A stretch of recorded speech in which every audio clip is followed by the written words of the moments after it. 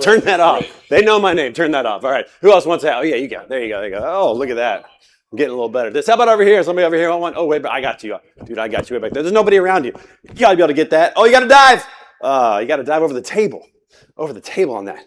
Good morning, everybody. How you guys doing? Did you guys get some sleep last night? Anyone? All right, good. Okay, listen, we got to start off this morning with a little giveaway. I know you just ate, and you might be a little tired, but I need you to stand up. Everybody stand up. Everybody up. Everybody up. Yep, we got another giveaway here. Okay, all right, so last night we had a good time. How many of you, if you went out last night After the comedian, after our dinner, if you went out somewhere else, Irish pub, big whiskey or something like that, if you went out last night afterwards, stay standing. If you went back to your hotel, sit down. Party poopers. Old people. That's who you guys are. You probably need to sit down. You're probably still tired. Okay, all right. If you made it to midnight before going back to your hotel room, stay standing. Yeah, these are the fun people right here, all right? You come back next, look around. Hey, look around. You come back next year, these are the people you want to hang out with. All right. Who made it up to 1 o'clock before going back to the hotel? Ooh, Jake. Oh, cool. Okay, so we got, wait, ma'am, you were up till past 1? Okay, all right, and you were past 1? Okay, and over there. Okay, all right, so we got about 4 left. Okay, which of you party animals made it up till 2 last night? Dude, Jake is standing strong. This guy didn't even flinch. And you were up till past 2 last night? You were with him. Oh my gosh. Okay, both of you get up here. Get up here. Both of you up here. These guys are trouble. You can tell these guys just looking for a bad time last night. They were just looking. Yeah, get up here. Hustling them. Come up on stage. You can come up on stage. Oh, there you go. All right, there you go. Jake, welcome on stage. All right, okay. And who's this misfit you were with last night? You don't know his name? Yeah, it's Matt Demo. Okay. I got bad eyes. Yeah, okay, all right. You got to look the tag to make sure you're calling the right name all night. Right, okay. All right, so what did you guys do last night? Well, first of all, how late were you out? I don't know, whenever the Irish pub, they turn the lights on, the lady rings the bell and says, everybody get out. So you guys closed down the Irish pub, is that right? Hey, Matt, nice to meet you. Thanks for coming up. Okay, so we have a tiebreaker. I don't know if it's going to work, though, with these guys, but we'll see. Which of you two made it to the gym this morning? Yeah, I didn't think that was going to work. All right, okay. So I'll tell you what. You know what? You guys were party animals. We got extras. How about if I just give each of you one of these trucks? Congratulations. Thanks, Jake. Well done. Thanks for staying up till 2 a.m. Give them a round of applause, everybody. Man, my goodness. That's probably 3 a.m., I bet. They probably didn't close down till about 3 a.m. Whew. Kudos for being here and being on the front row. See, Jake's one of my new best friends. He was up late and on the front row. You guys can learn a lesson. Listen, you guys can learn from that. So talk to Jake later. All right, we are here on the final day. Thank you so much for being here. We want to start off this morning by just praying over this day that we have. We also know that you guys are going to be traveling home today, and we just want to cover you in prayer. So let me pray real quick before we get started. Heavenly Father, thank you so much for this day that you've given us, this day that you've created. May we rejoice in that. God, I thank you for this conference, the chance to be together and to be here, for the learning that we've had, for the networking we've had. God, we just pray that you've been glorified through this time, that you'd keep us safe today, as well as we travel home. And again, just thank you for the opportunity to be here. Thank you for this life. Thank you for this wonderful day. In Jesus' name we pray. Amen. All right. First of all, we want to thank our breakfast sponsor, Reading Transportation. Why don't you give them a hand? Those breakfast burritos, very good with a little salsa. How many of y'all had the breakfast burrito? Okay, you guys are right. How many people had the breakfast sandwich? No. Breakfast burrito next time, people. Let me tell you right now. Breakfast burrito. There should be no sandwiches in here next year. Only breakfast burritos. They were amazing. Okay, so again, we want to thank Reading Transportation for providing the breakfast today. And also, we just want to thank all of our sponsors. Would you please give all of our sponsors another round of applause for making this possible? We really appreciate that. Oh, yeah, there's the Reading slide. Sorry, I was a little late there. There's the Reading slide right there. Okay, last night we had a great time. Did you guys enjoy dinner? Enjoy Matt Gum? That guy made me look bad. You know what I'm talking about? I thought I had the wardrobe changes down, and that guy said, you ain't seen nothing. That's pretty much what happened last night. We had a good time last night. We got a quick video here to show you a little bit about the night. So here we go. To watch the screens.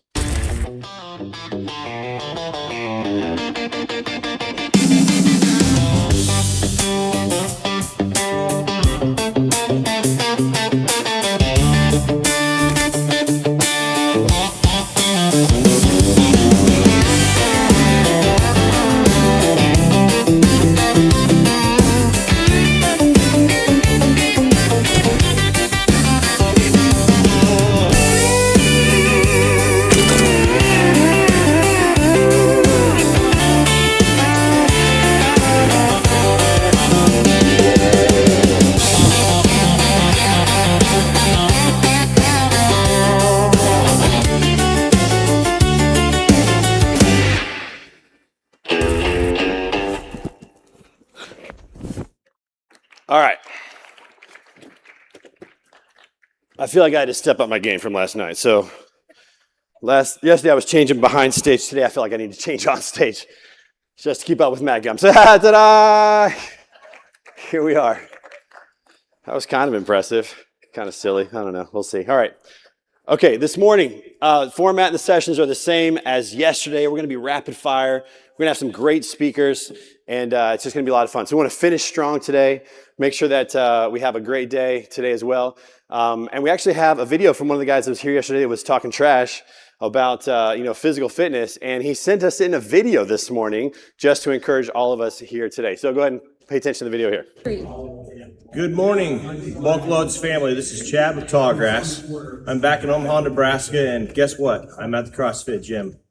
So, timing of BulkLoads 2026. Maybe think about some fitness goals. One of my personal goals is to move 10,000 steps every single day. Yesterday at Branson at the gym, I got a workout with Ken Foltz and one of the guys from Liquid Trucking. So keep up the good work. And here's a little idea of what we did today at our CrossFit workout. We had 185 power cleans, 2 bar muscle ups, 7 calories on the bike for 10 minutes. Here we go.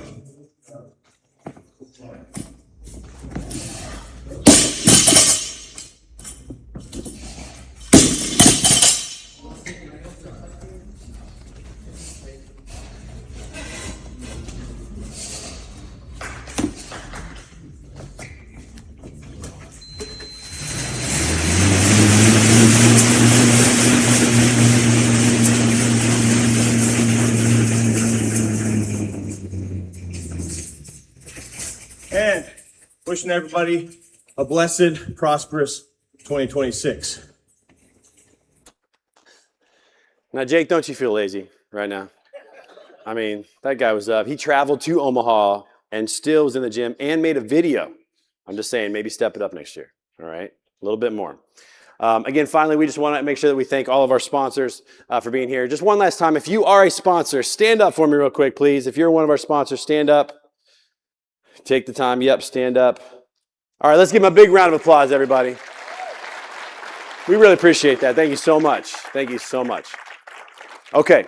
All right. So this morning, we're going to start off with a guy that I actually met back before we got started this morning. How many of you loves travel stops? I hope everybody raised their hands. You guys go to Loves?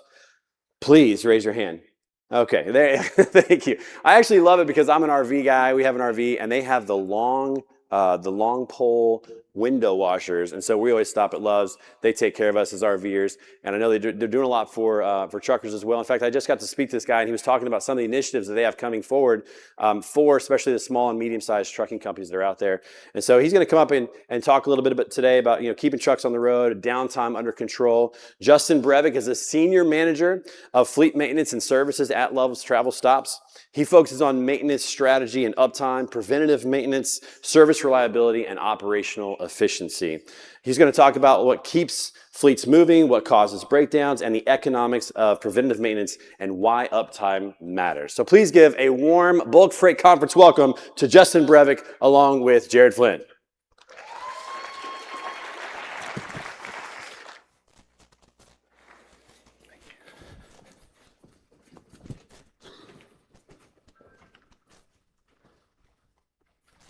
Morning.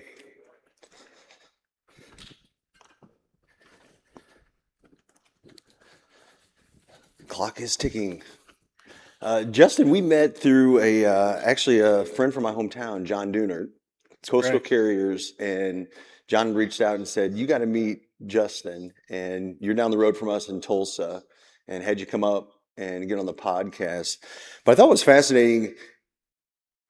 In my view, maintenance isn't fun. Maintenance isn't sexy. I like the freight, the load matching, the driving and all that, but maintenance is crucial. So I want people to lean in on this topic because, again, I think it's overlooked a lot in the industry. But there was something you said, and I want you to put in your words, but like there's so many companies out there, you can make all the money on rates and all that, but if you don't have a good maintenance program, it's bleeding out the back end. That's correct. You know, high water covers a lot of stumps, and we see a lot of our customers out there. They focus on buying trucks, hiring drivers, and hauling freight, and all the inefficiencies are leaving out through the shop. So, what we really focus on is to help those fleet customers become more efficient to reduce those expenses. Yeah. Talk a little bit about Fleet View, kind of how that started and where it is today. Yeah, so a little bit about myself. Prior to coming to Love's, I spent 27 years on the fleet side. Started off as a tech, driver, warranty manager, breakdown manager, moved into director of maintenance and VP of maintenance. And the Love's family asked me to join them to help our customers with maintenance. And one of the things I first noticed when I started calling on fleets is they didn't have a system. Either they had a system, but it was old and antiquated. They weren't using it properly. So I knew there had to be a better way. So about 4 years ago, we teamed up with a company, and we offer a product to our customers called Love's Fleet View, and it helps them bring in all that information. And you really can't manage what you can't measure.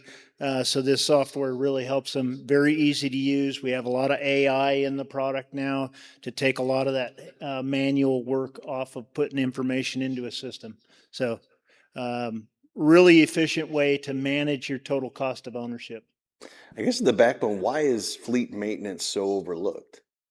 Like, why isn't the, and I'm not saying everybody, but why don't people put more time and investment in fleet maintenance? That's $1 million question, right? Because the fleets that are out there that do have a good, efficient maintenance program, they're not struggling today like a lot of the fleets are. So it's just the way it's always been, right? You know, the concentration has always been on buying trucks, hiring drivers, and moving the loads. You know, I always say my quote: "How come we never have time to fix it when it's in the shop, but we always have time to fix it when it's broke down on the side of the road?" Ooh, that's good. Yeah. So. That's really good. Walk us through the process, because Fleet View, again, when I hear the word fleet, I'm always thinking a lot of trucks, but this is a product for any shape and size.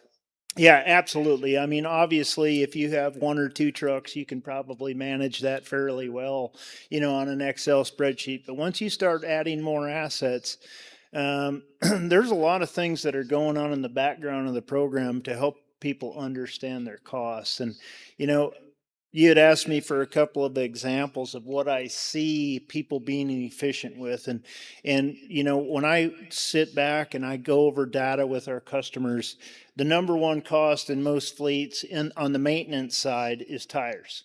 Okay. So I call on these fleets, and they're doing things like buying container loads of Chinese tires to get their tire costs down, right? Or they're negotiating, they're beating up their vendors to get a lower tire price. But they're not doing anything on the air pressure side. Air pressure is the number one cause of tire failure. They don't do anything on a process to check their tire pressure, but they reactively work on getting their tire price down. So our team, me and my team, what we do is we help them prevent that tire from failing. So you don't have to buy so many tires. Does that make sense? Yeah, it makes perfect sense. And then we see a lot of things in the industry of, well, that's the way we've always done it, right? Well, we used to marry our cousins. We don't do that anymore, right? I call on a lot of fleets, and I'll give a few examples. I call on a lot of fleets, and they say, every time I do a brake job, I replace my drums. Why do you do that? Well, we've always done it. Okay. Well, the efficient fleets are measuring those drums, and if they're still fine, they put them back on the truck. What you'll find is you can run 2 or 3 brake jobs before you have to replace drums. I call on a lot of fleets that say, hey, I do an alignment every time I put on steer tires. Well, the smart fleets are doing it based on data. If you just got 200,000 miles on that set of steer tires, the last thing you want to do is have Daryl from the Ozarks doing alignment on your truck. Run it. Put new steer tires on. The truck's fine. Don't waste money on an alignment. The other one I see that's common is they're changing their oil way too often. It's very expensive to change oil anymore. It used to be cheap. These big fleets are running 60, 70, 80,000 miles. I can't tell you the last time an engine failed due to oil. Interesting. I didn't- You gain nothing. You're just pouring good oil down the drain. So there's a few little quick tips of what our team helps you guys to reduce your expense.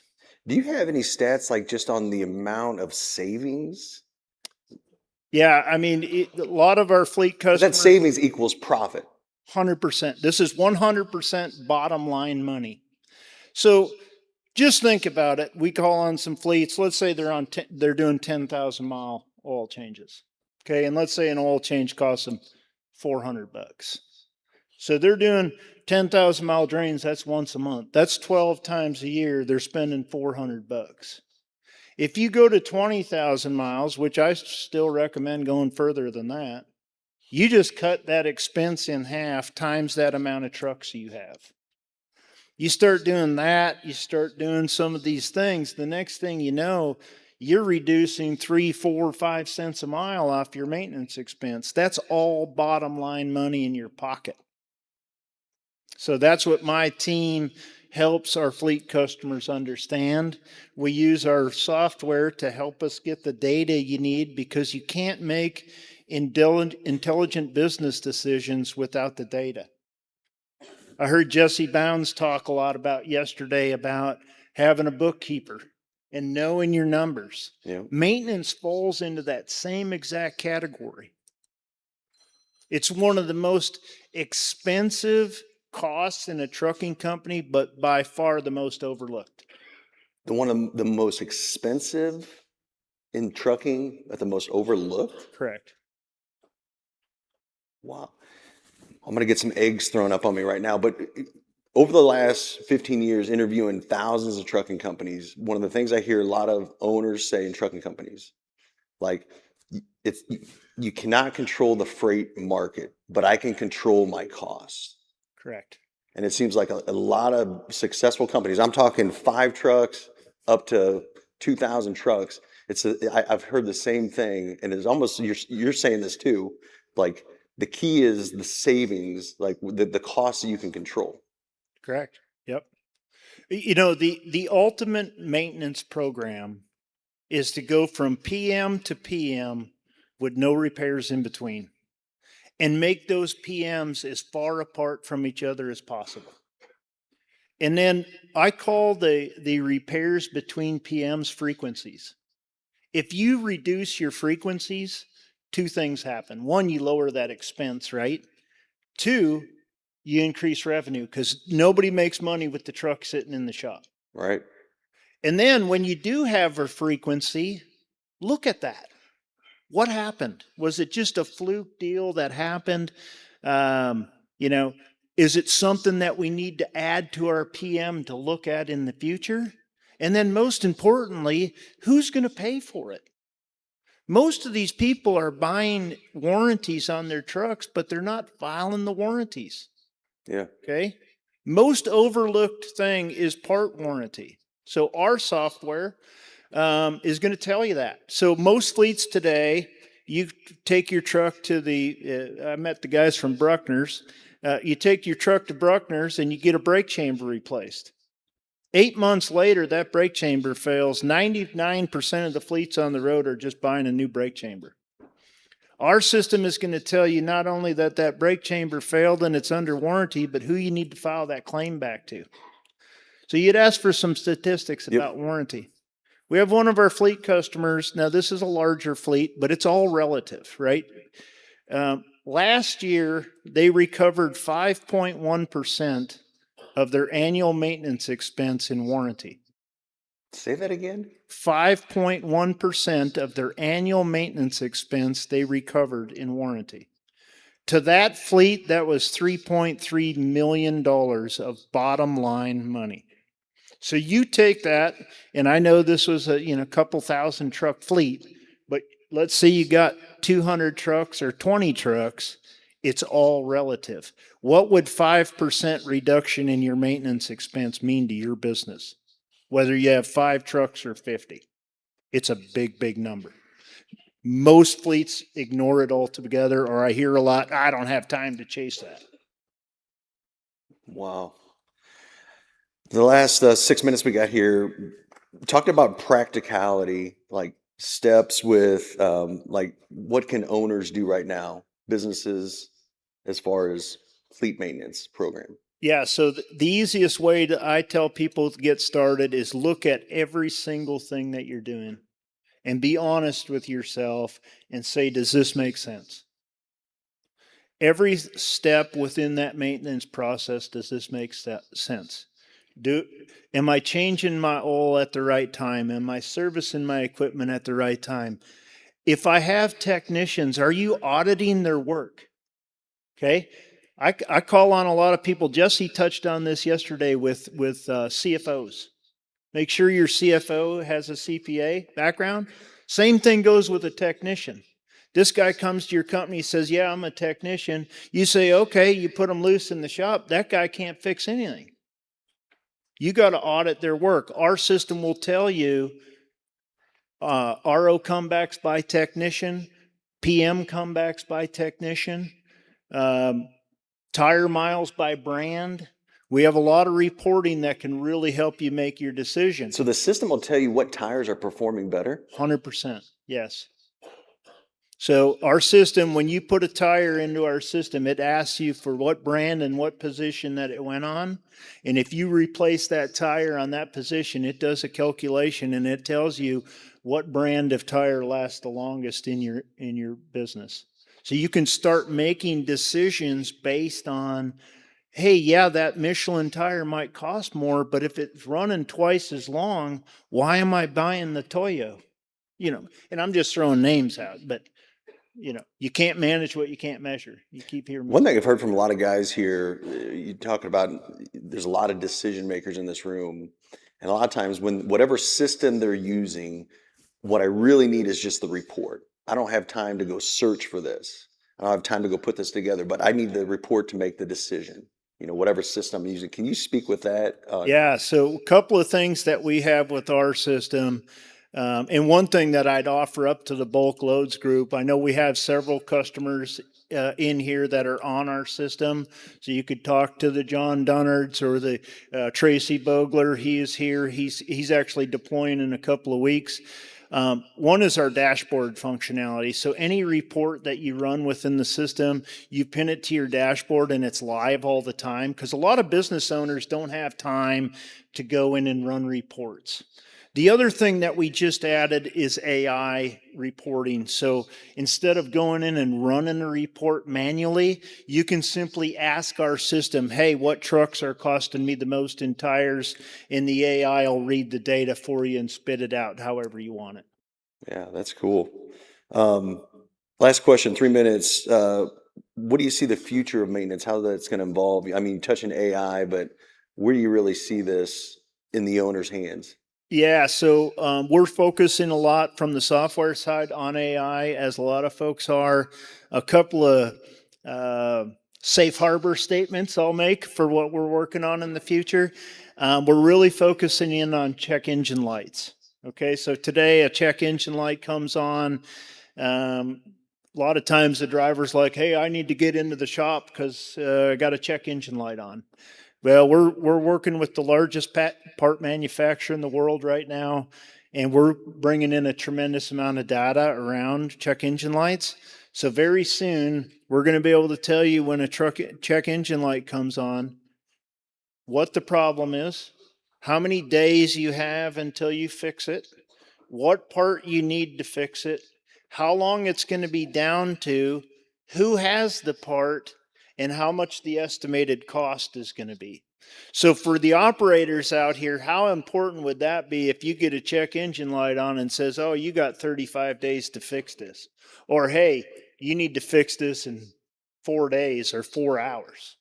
Now you can make business decisions if you need to repower the load or it really needs to go in, or you can wait, and then forecast what it's going to cost you to get that fixed so you can prepare financially for that expense. Yeah, that's awesome.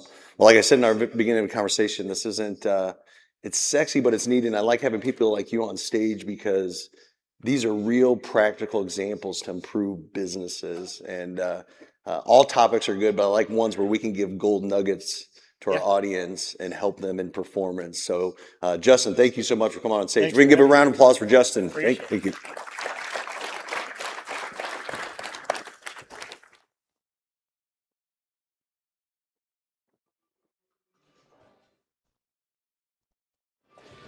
How about another hand for Justin and Jared? Okay, just a quick reminder for you, if you've taken pictures, and I know some of you have taken pictures, or if you haven't been back to the photo booth yet, make sure you do that before you leave and post those on social. Post them on LinkedIn, on Facebook, and be sure to use the hashtag 2026 BFC so that people can find it. We can search for those later, and we can put together a fun little slideshow of all the pictures that you guys have taken. So if you have pictures on your phone right now, you can do that real quick. If you have time, or if you haven't yet, go back to the photo booth before you head out today. Take a couple pictures, post them online, and be sure to use that hashtag. Okay, we're going to keep it going. Our next speaker is somebody who works directly with operators, capital cash flow, disciplined financial decision making. Lance Weaver is the director of coaching at Legacy Farmer. He's got more than 10 years of experience across agribusiness, economics, and finance. He works with operators to access capital, manage risk, and make informed decisions. He leads lending teams, improving portfolio performance. He has deep exposure to financial realities faced by growth-focused businesses in agriculture. Today he's going to be speaking on capital, cash flow, and growth in bulk. Please welcome to the stage Lance Weaver and Larry Hurt.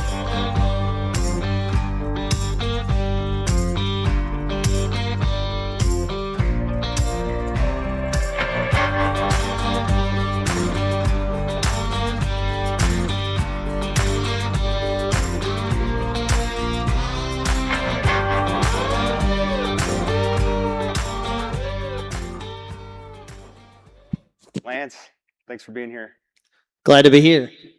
Give the audience real quick a quick overview of Legacy Farmer and exactly what you do. I know when we talked, you have a software platform, but you also have a coaching group. Can you give us high level what it is? Yes, absolutely. So, Legacy Farmer was born back in 2019. It was noticed by our founder, Jace Young, that a lot of producers were struggling putting their business operations together in the farming sector. And so, started out as just a purely coaching program, ended up developing out into a software program too. That software program, when you get into it, we get down to building out balance sheets, cash flows, managing cash inflows, managing cash outflows. We look at things on a field by field, crop by crop basis, really understanding where things are making money, where things are not making money, where the people in our operation are working, where they're not working, and really trying to find those efficiencies where we can be a better business. So there's a lot of crossover in our industry with farming and trucking. Are a lot of your clients, do they start out as farmers and then they typically add some trucks in, or how does that, in your client mix, how does that look? So most of the time we have farmers that come in to family operations that either have trucks, or if they're starting and they're going to grow in any scale, they end up having them that way. The trucking business is definitely a component that we look at and we try to manage on a standalone basis as well. We think every enterprise in the business should carry its own and be able to provide that efficiency and growth in the balance sheet that everything else does. I love that. In our industry, we have a lot of challenges with seasonality, market volatility, variable costs go up and down. For the truckers in the room, how important is a good banking relationship for their operation? Oh my gosh. Guys, having a good banking relationship and how you define a good banking relationship is so important. You need to have somebody that understands what you're doing. Every banker, when they're hungry and they want business, are going to say they understand trucking, they understand farming, they understand all these different elements to get your business. But what you need is a time tested. You need to be able to walk in there. You need to interview them as much as they're interviewing you. have some kind of symbiance that they understand your company. But to put yourself in that position to where you have the power to interview them, you better have a pretty good business plan backing what you're doing. Will you help develop that business plan when you go in on the coaching side? Absolutely, that's something we work on. When a new producer, new trucking operation comes into our business model, we start them out. We really dive into the balance sheet and the cash flow. We really work on what we call the fundamentals of business. And once we get that put together and there's a coherent mix from one end to the next where the cash flow makes sense with balance sheet, so on and so forth, we start building out the remaining part of the cash flow. We even get as deep as mission and vision and all of those things to make sure that what they're putting in there is practical. Because you got to understand that bankers, they always like to talk, we're part of your family and all of this wonderful rhetoric and that we're a partner. The reality is they're an investor. They've chosen to take a bet on you. That's why they're charging an interest rate. They expect some type of return. They expect that your business is going to be able to carry not only your own cash flows, but also enough cash flow to pay their interest back. So when you start realizing what you're doing is really walking into Shark Tank, you want to have your stuff together. So that's stuff that we work very, very hard. And it gets to the point to where not every banker's created equal. So once a producer comes in and has an interview with the banker, a lot of times we get involved too before it's over to make sure it's a good, strong fit. Because a bad banker can ruin your business. Yeah, that's powerful.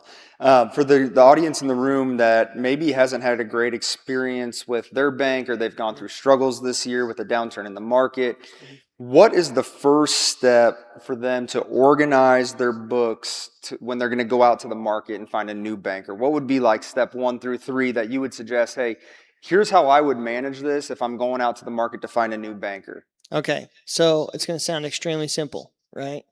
You got to know what you own. You got to know what you owe. And so that's what a balance sheet is. One side's what you own, one side's what you owe. You got to be able to take full account to it. When I work with truckers, it's funny because I talk about inventory, and inventory is one of the biggest loss items we have. There's parts on the shelf, there's tires in a container, there's things all over the place that they spent these insane amounts of money on, right? That often get left off. What does that do to your balance sheet? It kills you, right? And so the next thing is you got to have a plan. You got to be able to articulate what you're going to do with the money that you're requesting, and that the amount that you're going to be receiving is more than what you're asking. And so there's a lot that goes into that because you're going to be able to justify why you're going about what you're going about. And you want to be able to focus on more than profit. You want to be able to focus on how this is going to improve the overall wealth of the operation. That's great. On the cash flow side, obviously trucking is a heavy cash flow intensive business. How do you suggest in the frame of mind for a trucking company to measure their cash flow? Because a lot of times I think we get all of us as business owners get stuck in this mindset as my bills are being paid, so I must be cash flowing. Can you give us maybe a little bit more insight on how you personally would suggest a farmer or a trucker to evaluate their cash flow? Yeah. First of all, you got to start with projections. And I know everybody's like, oh my God, here we go again. Right? Projections are wrong exactly 100% of the time. That doesn't diminish the importance of doing those because you just mentioned trucking seasonal, agriculture seasonal.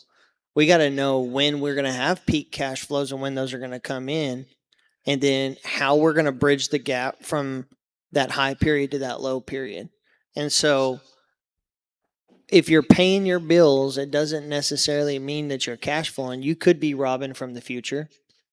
You could be playing on past gains.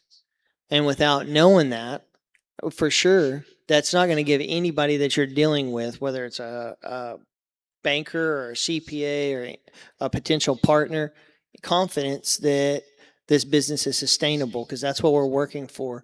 Not just staying in business 1 year, but staying in business for the infinite life that you're looking for it to. That's great. So on the what I love about BulkLoads is we have a lot of guys that come to BulkLoads early in their trucking career, and one of the questions we get a lot is, okay, I've had 2 trucks, we're 2 years in, but I think it's time to start adding. When is the appropriate time to start adding debt to grow your business? And where is the growth fluctuation where maybe it doesn't make sense to start adding debt to grow? So I'm going to answer this like a good economist would, and it said depends, right?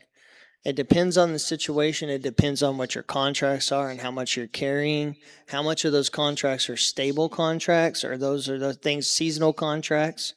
Because what we end up looking at, if you look at trucking, there's a lot of similarities between trucking and like custom harvest businesses and things like that, right? Um, Producers will end up wanting to go out, they'll get a big glob of land, and they feel like they got to go out and scale immediately to that, right? Well, maybe we need to build up some liquidity before that happens. That way, if we have a shortfall, we don't ruin the entire business, right? There's an ROI to everything. We need to make sure that the cash flows that we have on the current machines that are in the business are adequate, that we are managing the maintenance, that we are looking at potential times to turn those machines, those type of things. Once we get that stable, usually you want that business and the growth of that business to be a little bit ahead of the infrastructure, knowing that it's going to change depending on the economy. When you go into these farming operations and these trucking operations, and you look and you analyze, and they have good contracts, they have stable partnerships, they've paid down some debt, maybe on equipment. At what point do you say, "Hey, this is a great time to grow," and I would actually suggest adding on? Right. So that trigger point is usually going to be where we're having to subcontract out quite a bit of those loads. We're having to go out and find additional resources to get things done. We're working our machinery too hard. We have a piece of machinery or we have a software like Loves has developed where it's, we're just completely depleting our assets. We're putting too much load on those particular assets. When we can see that bleeding occurring, that's the trigger point for sure. We want to get ahead of that. We don't want to wait until that happens because that costs money too. So you kind of got two lines in the road. You've got where you can go too far too fast, or you can wait too long and be in the ditch, either way. So having a plan isn't just building one this year and forgetting about it. It's having a plan and constantly updating it, constantly looking at it every single month. Things are going to change. Make notes of why things are changing. Make sure that you're communicating with your business partner, your wife, in a lot of circumstances, that the decisions you're making are good ones. Running out and buying a piece of machinery without a plan is a good way to go out of business. I can promise you that. Yeah, that's good. So I've always had kind of a fascination with real estate, and it makes real estate's a very easy way to calculate potential profits and returns. And I've always loved it because you get the depreciation on the asset, but you get the appreciation. Mhm. In trucking, we have depreciating assets. That's right. And so can you explain a little bit about your mindset when it comes to adding equipment at either on the farm and the trucking side, about adding equipment specifically for the depreciation? Yeah, hate it. To tell you the truth, and the reason I say that is a lot of times these discussions are circled around taxes. Taxes are not the only business decision that we make, and so a lot of times when you don't know where your business has been, where it's going, and then you walk into a CPA's office who's supposed to be a qualified professional to talk about your business, and they start immediately going to taxes, and you made money and you can't explain why or what you want to do with it, they're going to try to find a way to mitigate it. And then it's going to be like, well, we need to add a piece of machinery and depreciate it out in order to reduce taxes.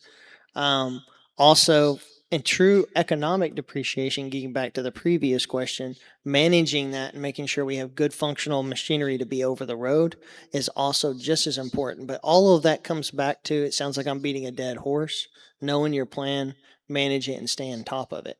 Yeah, that's good. We have a lot of audience members here that are maybe in the 5 to 50 truck range. As you think about those businesses and these guys and growing their business, what would be your first couple suggestions of where they should resource their capital first? Is it their people? Is it their equipment? Is it technology? In your mind, how do you structure that as a trucking company and where you should be intentional with your cash allocation? So, assuming that everything is the same from operation to operation, when you look at the trucking infrastructure and the people infrastructure, guys, people are your number one asset. And a bad person and a good machine is going to tear it up faster than you can get them out the door. People are definitely where you want to spend the most amount of your money and your time. I would much rather see a producer or a truck owner pay $150,000 and think, oh my gosh, I'm paying this guy out the gobs, but he's reliable. He's not a liability to your company. He stays in the truck. He does everything right. Then saying I'm going to buy a couple more trucks and just go find me somebody to drive them. That's a bad philosophy, right? The investment's really in the people, and then it's the machinery, and then figuring out how to build wealth from there. So technology third.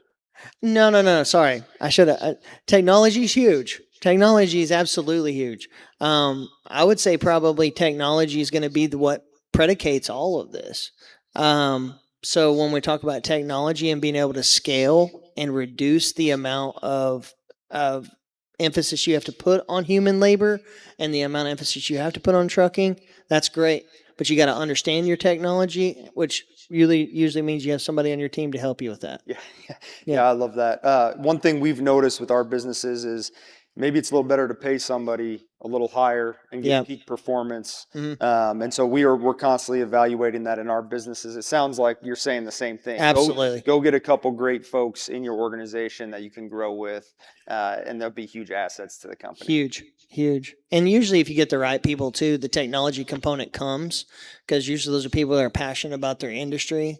They're usually people that are staying up with the trends. They've heard about things coming. They're usually the ones bringing the questions to you about new AI technologies, new other things like that are important to your business model. Awesome. Well, I'm going to shift gears real quick on this question. So you also work in succession planning for farming, legacy operations, and trucking businesses. We've got a lot of folks in here that are first, second, and third, maybe even a fourth generation person in here. Give us a rundown real quick on how you start building out that succession plan. Okay. So when you think succession plan, you're probably thinking an estate planner. That's kind of like the last step, right? Because when you're talking about handing a business off, there's more to it than how are the assets distributed when you die to reduce the tax burden. It's how do I do it profitably since I'm living off of this operation right now while bringing Junior into this deal.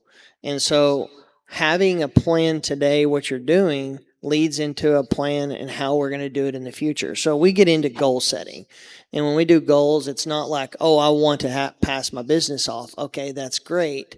But the way you stated it's just hope unless you're going to start designing how that's going to happen. So if you're going to bring another family in, logically we got to make more money, right? In the interim, how are we going to do that? Are we going to acquire more trucks? Are we going to get more contracts? Are we going to get more acres? And if we get more acres, does that require more equipment? That kind of thing. Those are the type of things that we try to address. If that's the case, when is it going to happen? And what revenue thresholds do we need to hit before it justifies acquiring that additional machinery or those additional people?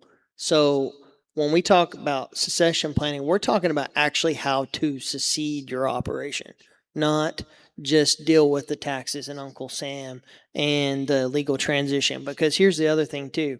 Usually when you're dealing with succession, there's usually more than one kid involved. And usually you have one kid that wants to come back, another kid wants nothing to do with it, so on and so forth. How do you manage that situation? Those type of things. These are questions that we're diving deep into to make sure that we get that done. When is the right time in the life cycle of the business to start planning that succession plan? Now. Like, it doesn't matter how old you are. It doesn't matter if you just took it over. If you have a brand new baby, you start planning succession now. If you think that business is going to survive beyond you, it starts today. I love that. Yeah. Last question. Give us one key discipline in the trucking and farming businesses where it is the most critical for cash flow. Managing your equipment. Absolutely the most important thing. What they were talking about in this previous session was beautiful in terms of maintaining the efficiencies in your equipment, understanding what your equipment's producing, and really moving towards an idea that every mile I'm making this, and this is what this machinery is doing for me. From the farming side, uh, machinery costs has just gotten astronomical. Trucks have gotten astronomical. Really understanding what pieces of equipment are necessary for your business and what pieces aren't, and remove the emotion out of your business making decisions, because the way our grandparents did it, the way our parents did it, no longer works. And so, being innovative, thinking forward, equipment can be the nuclear bomb of your balance sheet if you're not careful. So you got to be really, really mindful about how those are coming in. I will say trucks in general are usually really good cash flow generators, but there's keys to that: keeping them moving, keeping the right people in them, all of those type of things. And those are things that are constantly having to be under the microscope. Awesome. Well, thank you so much, Lance, Yeah. with Legacy Farmer. You can talk to Lance in the back. He'll be around. Thank you. Appreciate it. Yeah.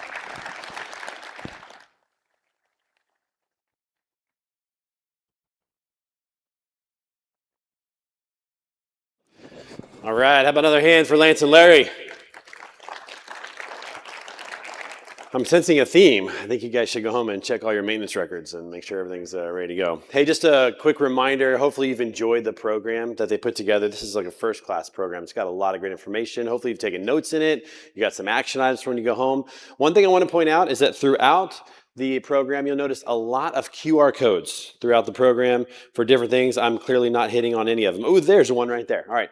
So throughout the program, there's a lot of QR codes. Take this home, keep it with you. When you have time, when you get back, snap a lot of those QR codes and learn some more information about products, about speakers, about some of the things that are going on. And just make sure you keep this with you. Cool? Awesome. Okay. All right. Let's go ahead and keep it moving. This morning, we're going to bring up our next speaker who's been in the family, been building a bulk business, trucking business for generations. Ken Foltz is the owner of Foltz Trucking, one of the largest hopper bottom carriers in the U.S., founded in 1958 and still family owned. They had one truck to nationwide operations and have deep roots in grain bulk commodities, decades of experience around leadership, scaling, and operational discipline in bulk hauling. Today they're going to be speaking on leadership, longevity, and what it takes to build a business that lasts. Please welcome to the stage Ken Foltz and Jared Flynn.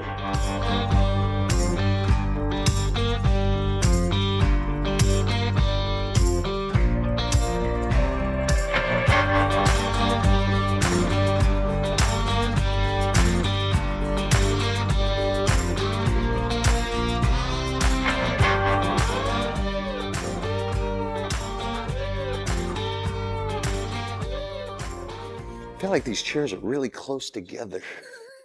You don't like togetherness at all? I was really close brothers. to We're Justin brothers. earlier, and I was like touching. So, but anyways, Ken, thank you for being back on stage. Glad to have the opportunity. Thank you for the invite. I know this is your third return, or maybe fourth. Third, Yeah. This is the first one. This is our Yep. third. In Springfield, you gave a presentation on the Foltz family, and really loved it. We'll dive a little bit into that, but a lot of it's centered around your drivers. You know, the backbone of the company and what you guys do to, just treat them, and like everything from wellness training and valuing them. And that was awesome. I think it was the August before last came up and got to visit your operation and speak at your driver appreciation summit, which was awesome. Yeah, I always say our drivers are the lifeblood of our company. They're the ones that got us to where we're at today, and just the people on our team. That's the gentleman before talked about. It's all about the people, and that's very, very true. Yeah. Most people know Foltz, but for them that don't, tell us just a little bit about the story. Because again, every trucking company starts with one truck, starts with one person. Yeah, my father, Clem Foltz, grew up. My mom and dad both grew up in Nebraska, so we've got a lot of roots in Nebraska, around the North Fork, Nebraska area. My dad was a World War II veteran, and when he came back from the war, my mom and dad got married, and then farmland was expensive in Nebraska, so they migrated north to northern Minnesota and found a farm and started dairy farming, and That was in the early 50s. So then in the late 50s, my mom and dad were having children. My mom was a hardworking lady. She ran the farm, and my dad kind of branched out into the trucking, hauling, grinding feed for farmers. And they didn't raise corn in northern Minnesota because they didn't have the hybrids they have today. So he would go to southern Minnesota with the dump truck and a pup trailer and haul corn back from southern Minnesota back to our farm. We'd grind it and deliver it to the farmers.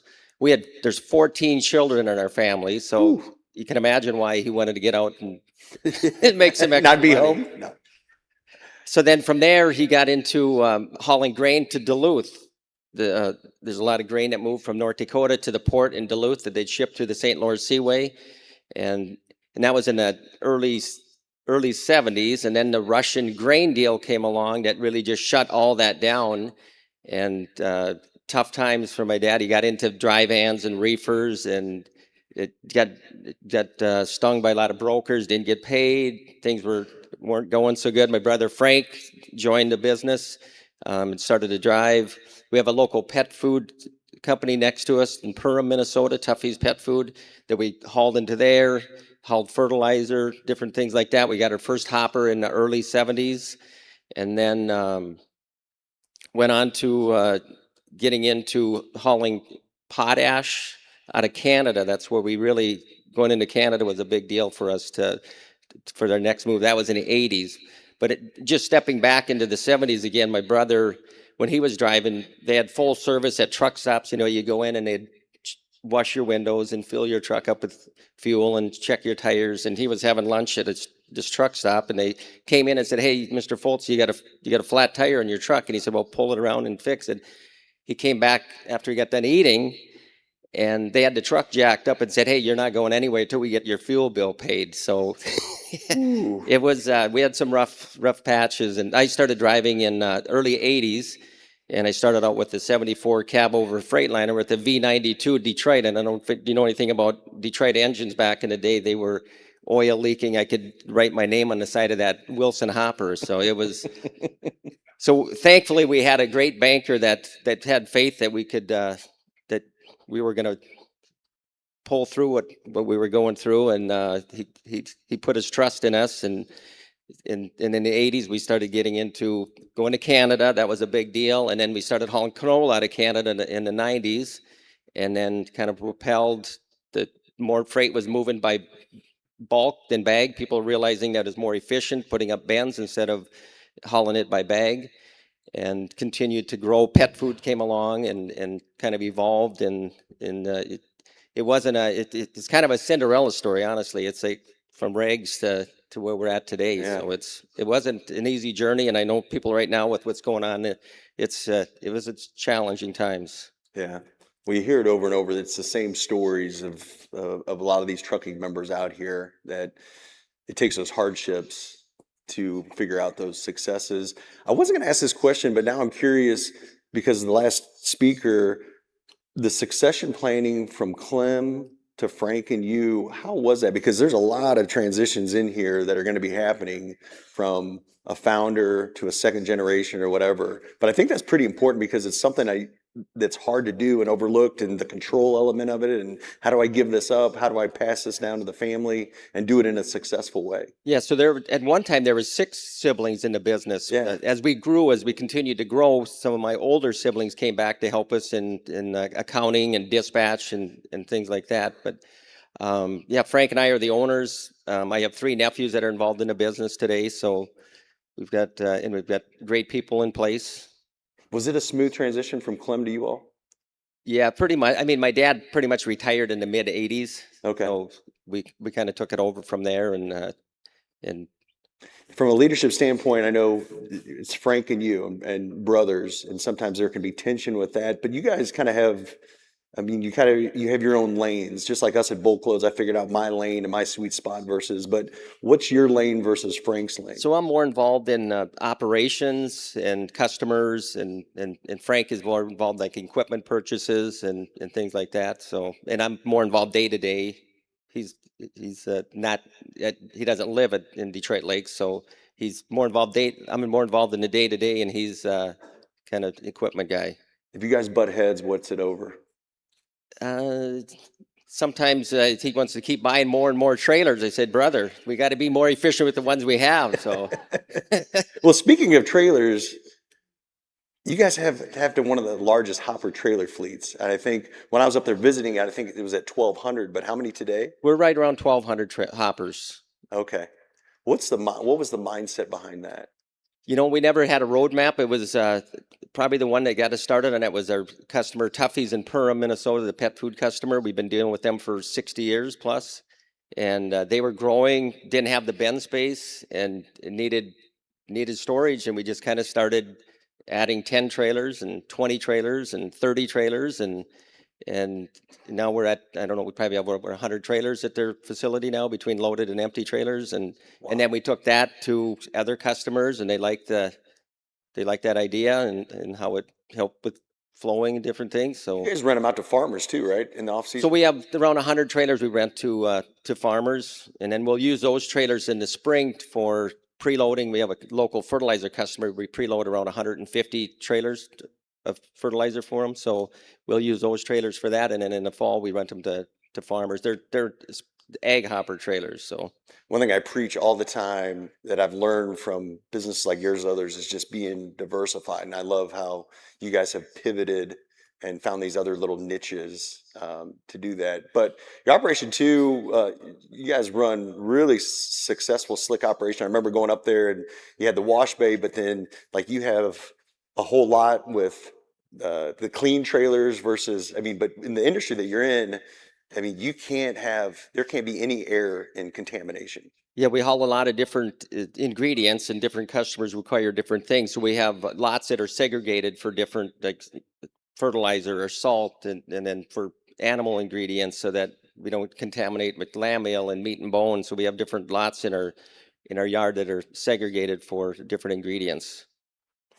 You all run one of the largest Volvo fleets, I think, and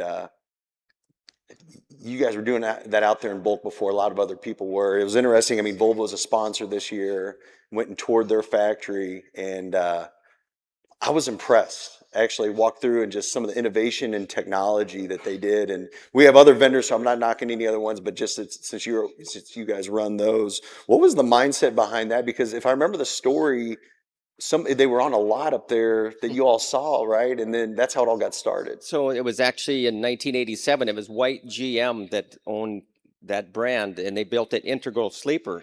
And there's a dealer in Fargo that had 3 of them, and he just needed to get rid of them. So he gave us a really good deal. We were running Kenworths and Freightliners, and he gave us a really good deal on them, and our drivers loved that integral sleeper. And then, you know, Volvo came in and bought out that brand, and we were with Volvo for 36 years. And unfortunately, they built this beautiful truck, that red truck that Buckner has in your convention center, and it's heavy. It's like 1,000 pounds heavier than our existing Volvo. So, Well, I remember Wally when I was up there. So the Volvo rep, Wally, was up there, and your brother was really getting into him. It's like, Wally, we're in the bulk hauling business. We can't have more weight on these trucks. exactly. So it made us kind of forced their hand to look at a different brand, which we've kind of used that as a learning tool in our operation, that don't give your customers an opportunity to look elsewhere. So here we are now, we're buying Kenworths T680s, and I'm not saying we won't go back to Volvo. Hopefully they can get that weight situation figured out and have an opportunity to get back to Volvo again, because it was a great partnership we had throughout the years. So Yeah. Well, you're doing what's best for your business and your customers at the end of the day, and that's the learning lesson there. But so how many Kenworths now are you all operating, and what are they? so we bought 100 T680s. Okay. How's that going so far? So far, so good. The drivers like them. It's a little bit bigger cab than the Volvo we had, the 740, but they're a nice truck. Kenworth's been building trucks for many years in North America, and they make a nice truck. Your overall advice because that's a big decision that a lot of these guys are looking at, like when it comes to trucks, but your practical advice when looking at purchasing trucks for bulk hauling. Try and spec them out, as light as you can, but yet you also have to look at the driver. You know, we put on these Kenworths, we have the KIM system. It's a battery operated cooling system. So we have Webasso heat, And now we have the Kim system for air conditioning. It's a separate, and you can shut the truck off year round now with the two systems. So Nice. Looking at the future, well, I'll say this, like you talked about pet food industry, and I think it was a blessing that, COVID hit and pet food industry went through the roof. It's always been going, but the last stat I heard, and I'm going to just make this number up, but it was like 200 billion, the pet food industry. And obviously Missouri here is a big pet food manufacturer. I think one of the number one or number two in the country as far as manufacturing here. You guys are really involved in that. But looking at the future, I mean, that's been a big growth for you all, but like, where do you all see Foltz continuing to grow? I see the pet food industry still another play. We've been doing human consumption products, ag-related products, growing with our customer base. That's kind of what we've been doing over the last 20 years. As they're growing, we're growing with them. Nice. I started this conversation, everybody starts with one truck, but for those out here in the audience, last night I was talking with two gentlemen. Last minute they got their ticket, came to the BulkLoads conference, and I love their inspiration. They big dreams. They're like, man, we want to be the next big trucking company out there. And I think that's awesome. And again, we all compete out here. I mean, but we can compete friendly. I've said this before, there's a big pie out there. So I think when we have this narrow vision of like, it's a zero sum and like, I win, everybody loses, I just think it's the wrong philosophy. It's one reason why we started BulkLoads. I mean, we want everyone to win, and we think there's a room at the table for everyone out here. But for those people that are at different stages of trucking, and man, they want aspirations to be the next Foltz. They admire your company. What's that practical advice that you can give them? Honestly, when we started out, we weren't looking to be a big carrier. We were just looking to be the best. We wanted to, that's been our motto, is service is our only business. We weren't looking to, this with all these trailers, that wasn't a roadmap that we drew out and said, hey, this is our goal. The good Lord, honestly, and the people and the timing has got us where we're at today, to be honest with you. Yeah. I'm glad you said the good Lord. I think when I went to your driver appreciation, talking with the drivers and celebrating some of those milestones, guys that have been with the company for 35, 40 years driving, 4 or 5 million accident-free miles. Well, we have a driver that for 2025, 5 million miles, been with us for 40 years, and at the Minnesota Trucking Association Driver of the Year. So we've got very long longevity, 35, 30 years, 25. And once we get them in with our culture, we do things to health and wellness. We promote health and wellness. We have a health coach that'll call the drivers if they're trying to reach some goals. We have a counselor on staff they can call with all this going on with mental health. They can call if they need some guidance on that. Taking care of our people is very important. Yeah. And I think sometimes we can throw around those numbers, but like I said, that 5 million accident-free miles and employees that long, those are testaments to the Foltz story. So Ken, again, thank you for being an attendee and support of the BulkLoads conference and a BulkLoads member. And man, thank you for all that you do in the industry. If we give it up for Ken. Thank you.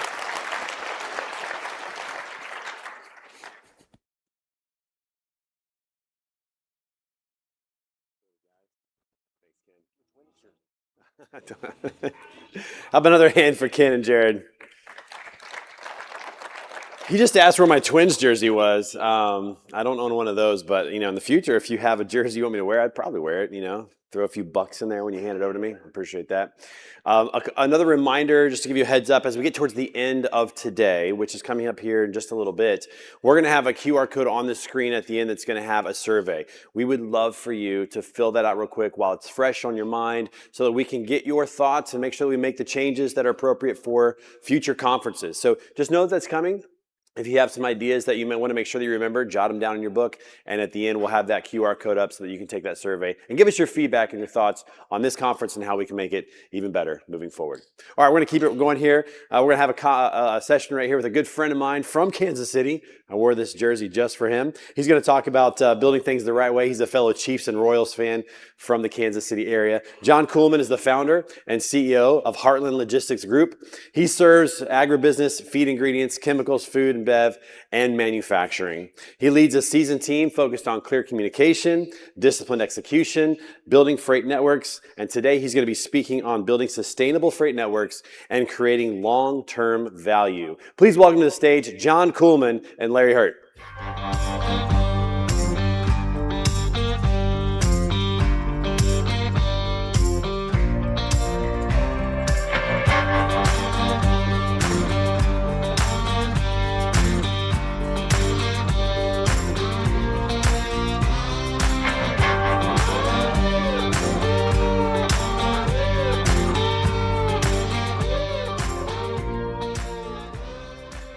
These chairs are close. Yeah, can stare right in my eyes, John.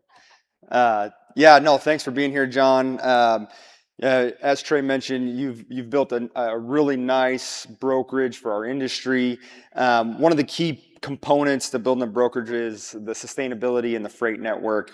You and I both have a similar background with coming through C.H. Robinson ranks, who arguably has maybe one of the most sustainable networks in the entire marketplace. How has your experience from what you took in your Robinson days transitioned over to Heartland? Let's see here. Well, I think the first thing is figuring out your process and doing it over and over and over again until you can't get it wrong. I think Robinson does a really good job of that. As you look at just their share price today, I think was around $170 a share. So they're very good at operational efficiency and driving that as they continue to scale and grow. How are you guys using at Heartland? How are you guys using technology to build out better systems and operations for a more sustainable network? Sure. So yeah, our technology journey has been crazy. So company got started in 2020. We were in a TMS platform for about 4 months, and it wasn't working for us. So we switched to another software where we used for 4 years. Over the course of time, our business grew rapidly, and so we needed a product that was going to continue to grow with us. About 15% of our business is ag-based, specifically bulk. So we needed something that could cater to the bulk industry. So we looked at, in 21, we tried to get into a different platform. Didn't go well. 2022, same thing. And so that kind of led us to building our own proprietary technology over the last 3 years. And it's been full of challenges, full of hurdles, but it's been a good learning experience as well. And that's Sunnybrook TMS, correct? Correct. And that's a broker-based TMS? Yeah, it's a brokerage-based TMS. We designed it to handle our bulk operations, and now we've since then commercialized that, and we're selling that on the market to brokerage clients. Yes. Awesome. We talked about this a little bit yesterday, but for the carriers in the room, we had Chad up here with Tallgrass, and he's coming from the shipper side. On the broker side, when you're managing a lot of different carriers, what are the key components to keeping them happy, keeping them paid fairly, but also holding them to a high standard? Sure. I think the biggest thing is don't try to reinvent the wheel. Like, these are all great people, and it's like, as we get freight, make sure it's predictable, make sure it's static. I mean, you want these guys to keep coming back, right? So I'm not going to sit there and try to negotiate with them and beat them up on price. Like, we're in a really soft market, right? We've been for the last 3 years. So do everything you can. Like, this is the time now to build those relationships. And it's not a time to say, okay, how do we make extra margin? Because the market will turn, right? We've seen all these different indicators in the next, I've heard it's going to change this year. I've heard it's going to change in 3 months or 6 months. But I think within a year, you're seeing all the government intervention as far as getting some of these non-domicile drivers out. We haven't had government intervention in the last 3 years, so there's been no catalyst. And you look back to 2020, you had 200 ships off every single port. So you saw the demand coming.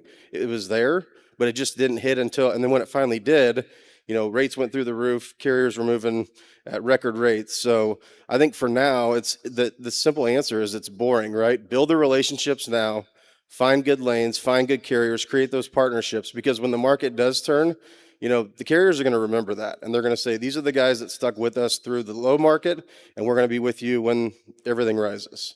So is it a myth that brokers, generally speaking, in our industry, beat up the carriers over price in a soft market?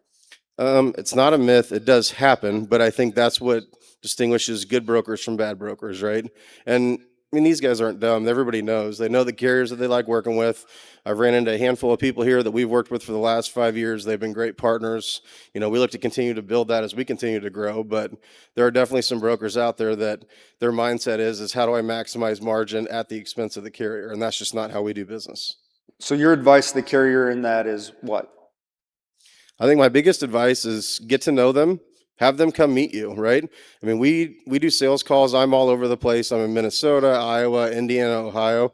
I go meet with a ton of carriers because I want to build a relationship with them, and that's the only way that you do it, right? And it's funny talking to some carriers because we were up in South Dakota probably 6 months ago, and we stopped by and talked to this carrier, and he goes, "I've never had a broker come see me." And I'm like, I think that speaks volume, like people that are willing to go out of their own way, go visit these carriers. And if your brokers aren't doing that, you probably need to see what other opportunities are out there. Wow, that's good. Yeah, in all my experience with trucking companies, I don't know if I've ever actually heard an example of a broker meeting a carrier on a specific trip. Obviously, at a conference, that's one thing, but actually making the extra effort to be there in person, that goes a long ways. So when you're negotiating, one thing we've seen in the market with brokerages as margins have decreased and capacities loosened, interest rates were up. It's been really hard to grow a brokerage, just generally speaking in the market today. Yeah. When you're going out, and obviously you have a sales team who is trying to gain more opportunities with shippers, and you're playing that middle component.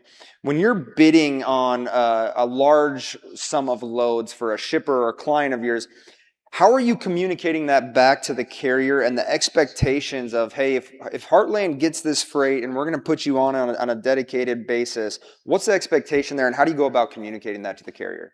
Sure, and I think you set those expectations up hopefully during the RFP or even prior to the RFP.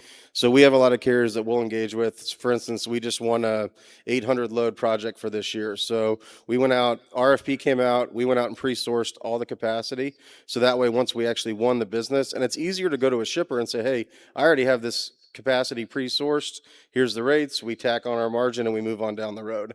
And there's a lot of brokers out there that try to go and bid the freight first and then go and try to find the carriers. And again, I'd be remiss to say that we haven't done that in the past, but I don't like doing it that way because now you're pinned up against the wall, you've got to make it work, and that leads to, well, now we got to beat the carriers up to get the rates that we need so we can be profitable. Sure. If you do it the inverse and you go out there and pre-source the capacity first, it's a true partnership. What do you guys need to run? Okay, I'm going to take this back to the customer, and this is how we're going to execute and win. So when you're pre-sourcing that capacity, you're going to a carrier and you're giving them the lane information, the details, the commodities, and then you're taking that price that they say they will move it, and you're taking that actually directly back to the shipper. Yep, correct. Awesome. Yeah, I think that's a super efficient way. I think a lot of brokers get in big trouble when they source they win the business first and then they go source. That can create a really odd dynamic from a brokerage perspective because you're caught between a rock and a hard place. Yeah, and then you have the propensity to go back to the shipper because you've already won the freight and you have to tell them, sorry, I got to hand this back because I don't have capacity. Yeah, that's tough. And I don't like being put in that position. It's not a fun conversation. For the carriers in the room that want to grow and develop stronger partnerships with either shippers directly or through brokerages, what are the attributes of that carrier that you're looking at? On the onboarding process, when you send your broker carrier agreement out, are you reviewing insurance history? Give us kind of the rundown as you're vetting these carriers to decide whether or not they're going to earn the best freight. Yeah, so I think to your point, number one, yes, we're going to send out that broker carrier packet. We're going to, I always like to try to understand what is all the types of trailers that they run, because just because we're here at the Bulk Freight Conference doesn't mean everybody runs 5, 10, 50, 1,200 hoppers, right? They've got 2 flatbeds, they've got 5 belts, they've got 17 dry vans. Grover's a good example. He's got a wide plethora of different equipment. And so it's like we try to figure out how do we best utilize that capacity based on the opportunities that we have. And then what we do is we'll input all that data into our system and index that. So as opportunities come up, we've got this carrier map feature that I can go say, okay, show me within a 50-mile radius of Perham, Minnesota, everybody that has a hopper, everybody that has a flatbed, right? And that will basically spit out like, oh, here's all the carriers that meet those specific requirements. So then we go and target an RFP. We know which carriers to call and get that business. So like for us, you look at this BulkLoads app. I mean, it's got what, 10,000 different carriers in there. So it's like, how do we take that data and ingest that with all of their equipment? So, and that's always been a struggle, I think, for everybody, is how do you keep data clean and managed? That way you can use it to your advantage to try to find the right carriers for the right opportunities. Yeah, that's great. In the larger grand scale of the market, not just bulk, we've seen a lot of fraudulent activity, probably the most theft that we've ever seen.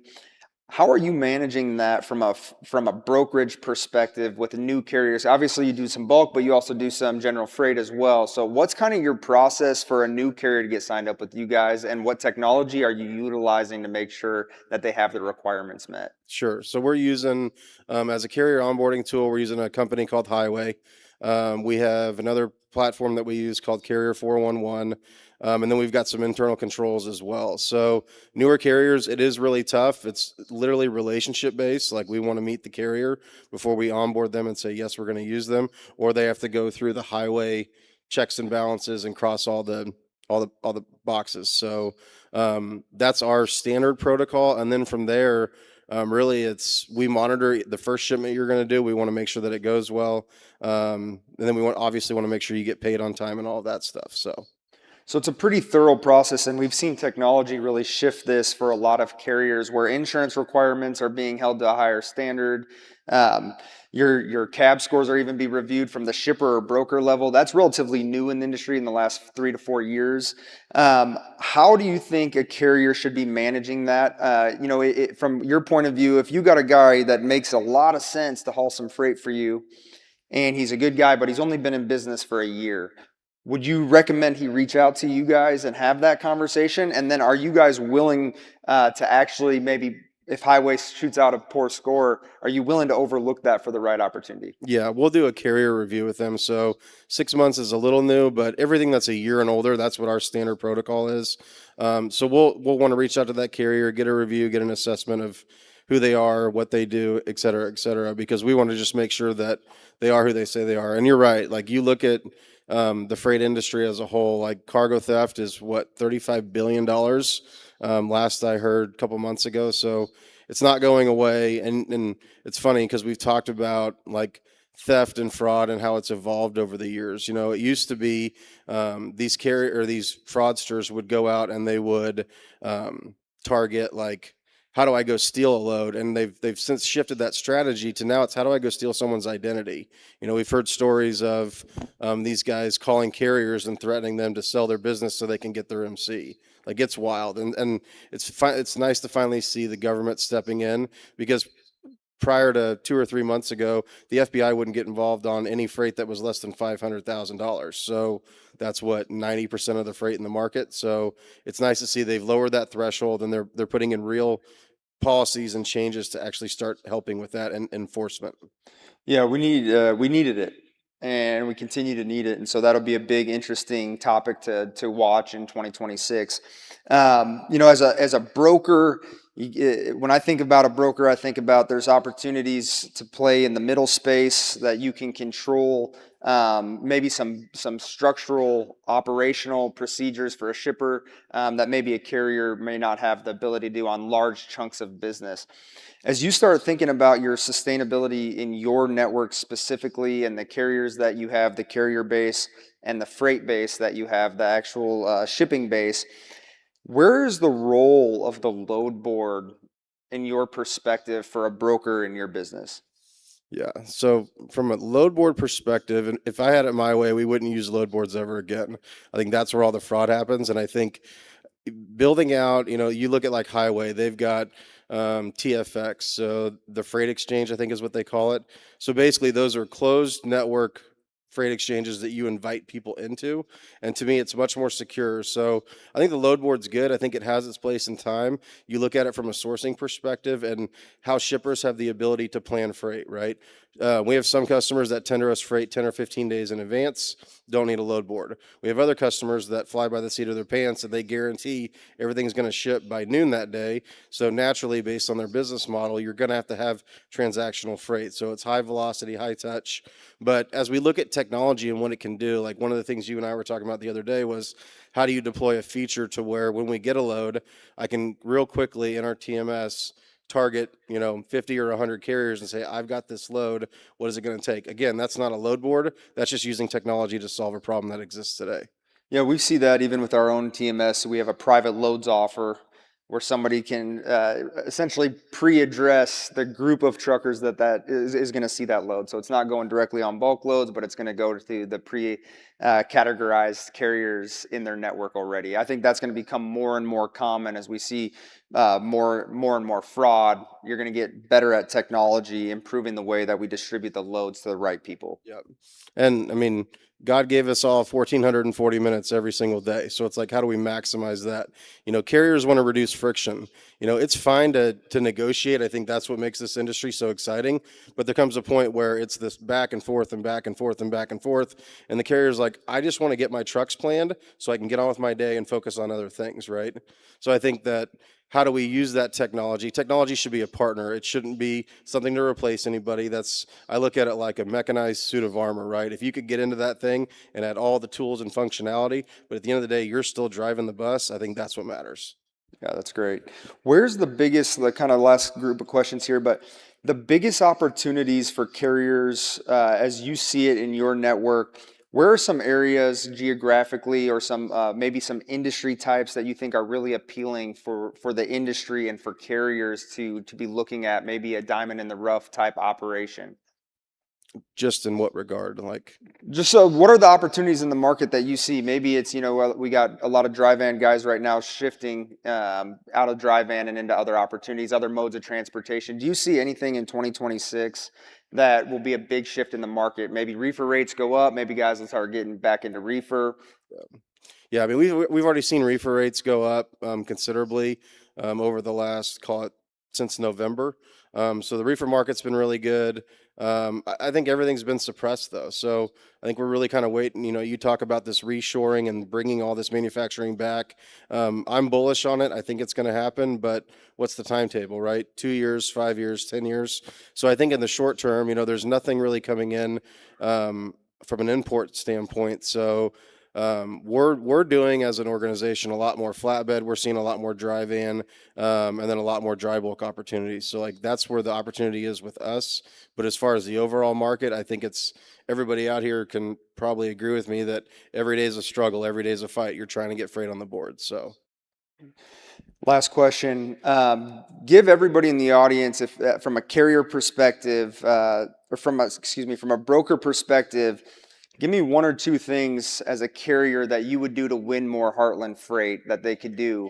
Maybe it's a behavior, maybe it's something special for you. Maybe, I don't know, it's schmoozing you a little bit. What are the key characteristics that you would reach out and say, hey guys, do more of this and you'll win more freight? I think one of the biggest things for brokers is check calls and tracking, and whatever that manner that looks like. I think a lot of people, we've been spoiled for the last, call it 10 years with the Amazon effect. You literally order something on your phone and you can watch it all the way to your house. And there's a lot of shippers and customers that they want that same visibility. And now I know that everybody can't offer that from a technology perspective, but daily tracking, once, twice a day, whatever that looks like, just call and say, hey, the load's picked up and delivered. I think that goes a long way with the brokers if they know that and then obviously pending no issues on the road, whether it be a breakdown or traffic, timely pickups, timely deliveries. That's the biggest thing, because we look at on-time pickup, on-time delivery, and we're, through the data, we're actually managing that, saying, okay, if I have a lane and this carrier's OTP, OTD is at 80%, and there's another one that's 25, $50 higher, but they're at 95 or 100, I want the 95 or 100 because I want to make sure that stuff's getting picked up and delivered on time. Yeah, so you'll prioritize based on quality and previous history. Yep, correct. That's awesome. Well, ladies and gentlemen, thank you. Thank you, John, with Heartland Logistics. Thank you.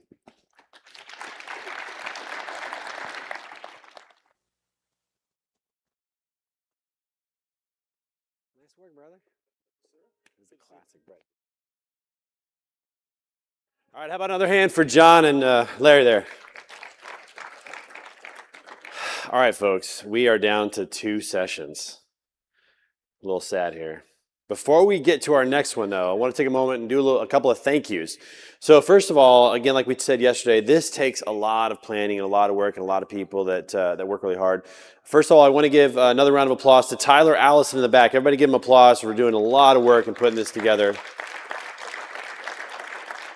He might sleep for the next week or so. You might not hear from him if he doesn't answer his phone. That's probably why.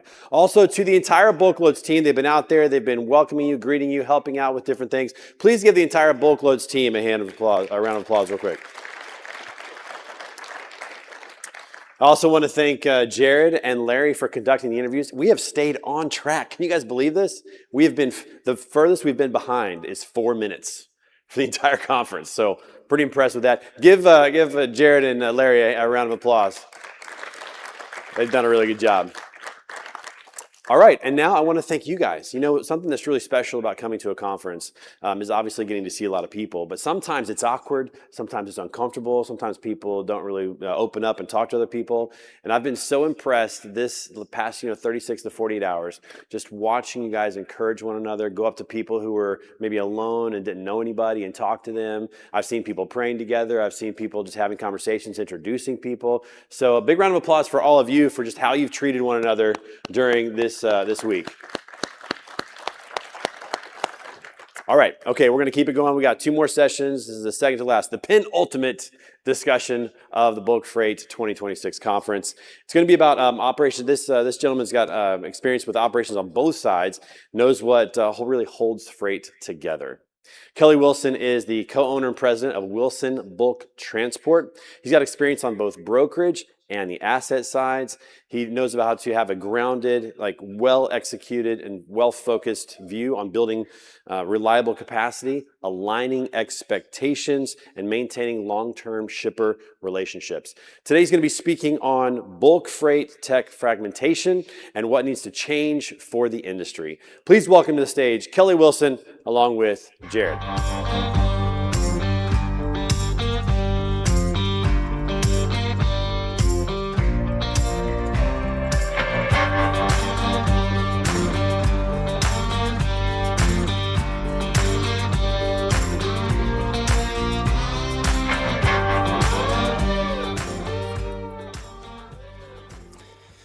Kelly, I feel you and I have grown together in this business.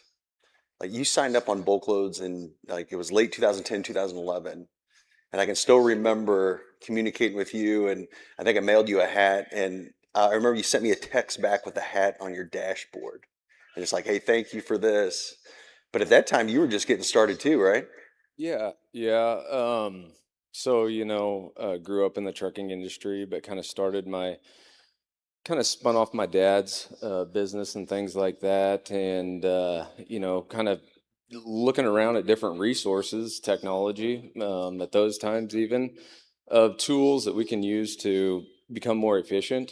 And obviously BulkLoads came up.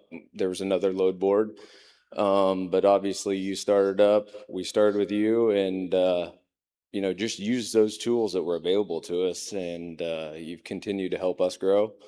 I think, it's a working relationship, bouncing ideas and things like that off. Yeah, you and I have always had a phone call text relationship back and forth, bouncing ideas. So yeah, I just want to acknowledge that. Today though, how big's the operation? How many trucks, trailers, So brokerage? we're right at 50 power units that are company power units and company employees. We also are staffed with a full shop, back of house, all the AR, AP, things of that nature. And then we run about, any given time, about 10 to 15 dedicated owner operators in our fleet as well. And then, we do have the freight brokerage as well, that we're basically gaining capacity to meet customer demands and things like that, and highs and different times like that we can't get it with our own trucks. We're going to get into talking about freight tech because that was the center of this conversation. But it's interesting that when you showed up, you guys were purchasing some Volvos. I think actually I just heard you guys signed the paperwork to buy 8-10 power units Volvos, and I felt like we were just on stage talking about Volvo switching Kenworth, but you guys are switching to Volvo. But real quick, just Yeah, I mean, it's kind of ironic, you know. I love the way this works, though. It's like, Yeah, I've obviously modeled, you know, the Fultz.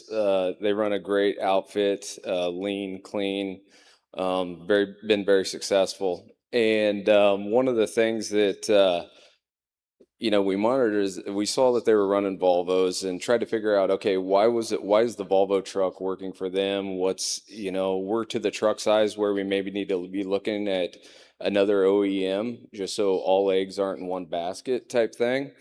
And so we looked harder into Volvos. We bought a few at the end of 25. And then our Volvo rep is actually here through Bruckner. And you know, they came to us yesterday afternoon. They said, hey, just a reminder, Monday pricing closes for our pricing. And so, yeah, kind of a long story short, last night at 9 o'clock, we were going back and forth with Volvo and put in 8 build slots. So, and those will be pulling all hopper. that's awesome. Yeah. I always just have like 8 of them. I mean, that's a big number still. I mean, in my book, I mean, that's a lot of power units, but found that just fascinating. That's so cool. It was several years back, you sent me an email. And again, one of the things I love about, and you know, I get daggers stuck in the chest all the time, but I like that because it's the only way we grow. If I don't hear the feedback, it's how we improve and make things better. So I like hearing the pats on the back, and we all like that. But like, you sent me an email and you said, Jared, why do I have to pay for 10 different programs and that do 10 different things, aren't connected? Why can't someone build one software that solves all of my problems? You know, from everything, but you know, everything that a trucking business is doing, from load board, ELD, maintenance, TMS, all that. Explain your frustration at that time, because I think everybody out here is probably nodding their head like, why am I paying for all these different products? Yeah. And so a little bit of backstory about that is Jared doesn't forget anything, so don't send him emails and then 2 years later, 3 weeks before the conference, he texts you and says, hey, I got a spot for you on stage. I need you to speak about this. And I'm like, about what? He's like, remember that email 2 years ago? Yeah. So here we are. There's been a lot that's changed since then. One of the big things where I'm coming from is technology is designed and built, and we need to utilize it to replace people that are leaving the industry as far as in-house and things like that are running our dispatch and accounting and different things like of that nature. And also we're based out of Abilene, Kansas, 6,000 people. It's hard to find people that are reliable. Or we just have a smaller job market and availability of people willing to work and be on the team, basically. So technology is supposed to help those positions and help fill those positions. I feel like the carrier is taking some burden here over the last 2 years as far as, okay, maybe you have 5 shippers, maybe you have 10, maybe we have 20 that all have their own platform, Oracle, different things of that nature that we got to go log into, pull the load information out, take it to our system, our TMS system, put it in there, and then hit the dispatch. So we went through 2 or 3, and that's just the load. You know, we're not talking about any sort of maintenance. We're not talking about any of the tracking. So now, then we got to go into fork heights and different things, different tracking devices, and then take care of that to help them out and get them the information they want to be providing the service that we agreed to provide for them. So, I mean, it's created redundancies, and I think it's, you know, all these programs are good and they have a purpose, but the problem is everyone's using a different one. And I think the carrier is where it falls on our lap, and we're here putting it together, and it's causing more work in our office than what it was before without the technology. I was talking to a gentleman last night, and I found this just heartbreaking. But you know, you get the ebbs and flows, the ups and downs of the freight market. Well, when the freight market gets soft, obviously shippers have more control. Mhm. You know, they can, well, if a carrier wants to run for me, this is what they have to do. They have to use my product, my service. I haven't heard last night that, you know, and this is more in the general space, but some of these brokers are demanding the data from the carriers to haul for them.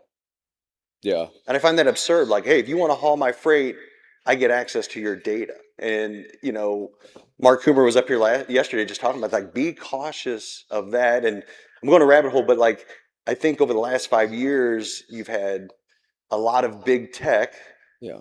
that have come into the industry and with one goal in mind. And I think that's just been, it's been scary to see, but also I think we've been in this COVID evolution of like, hey, now we were forced to start using technology, scanning bill ladings and documents.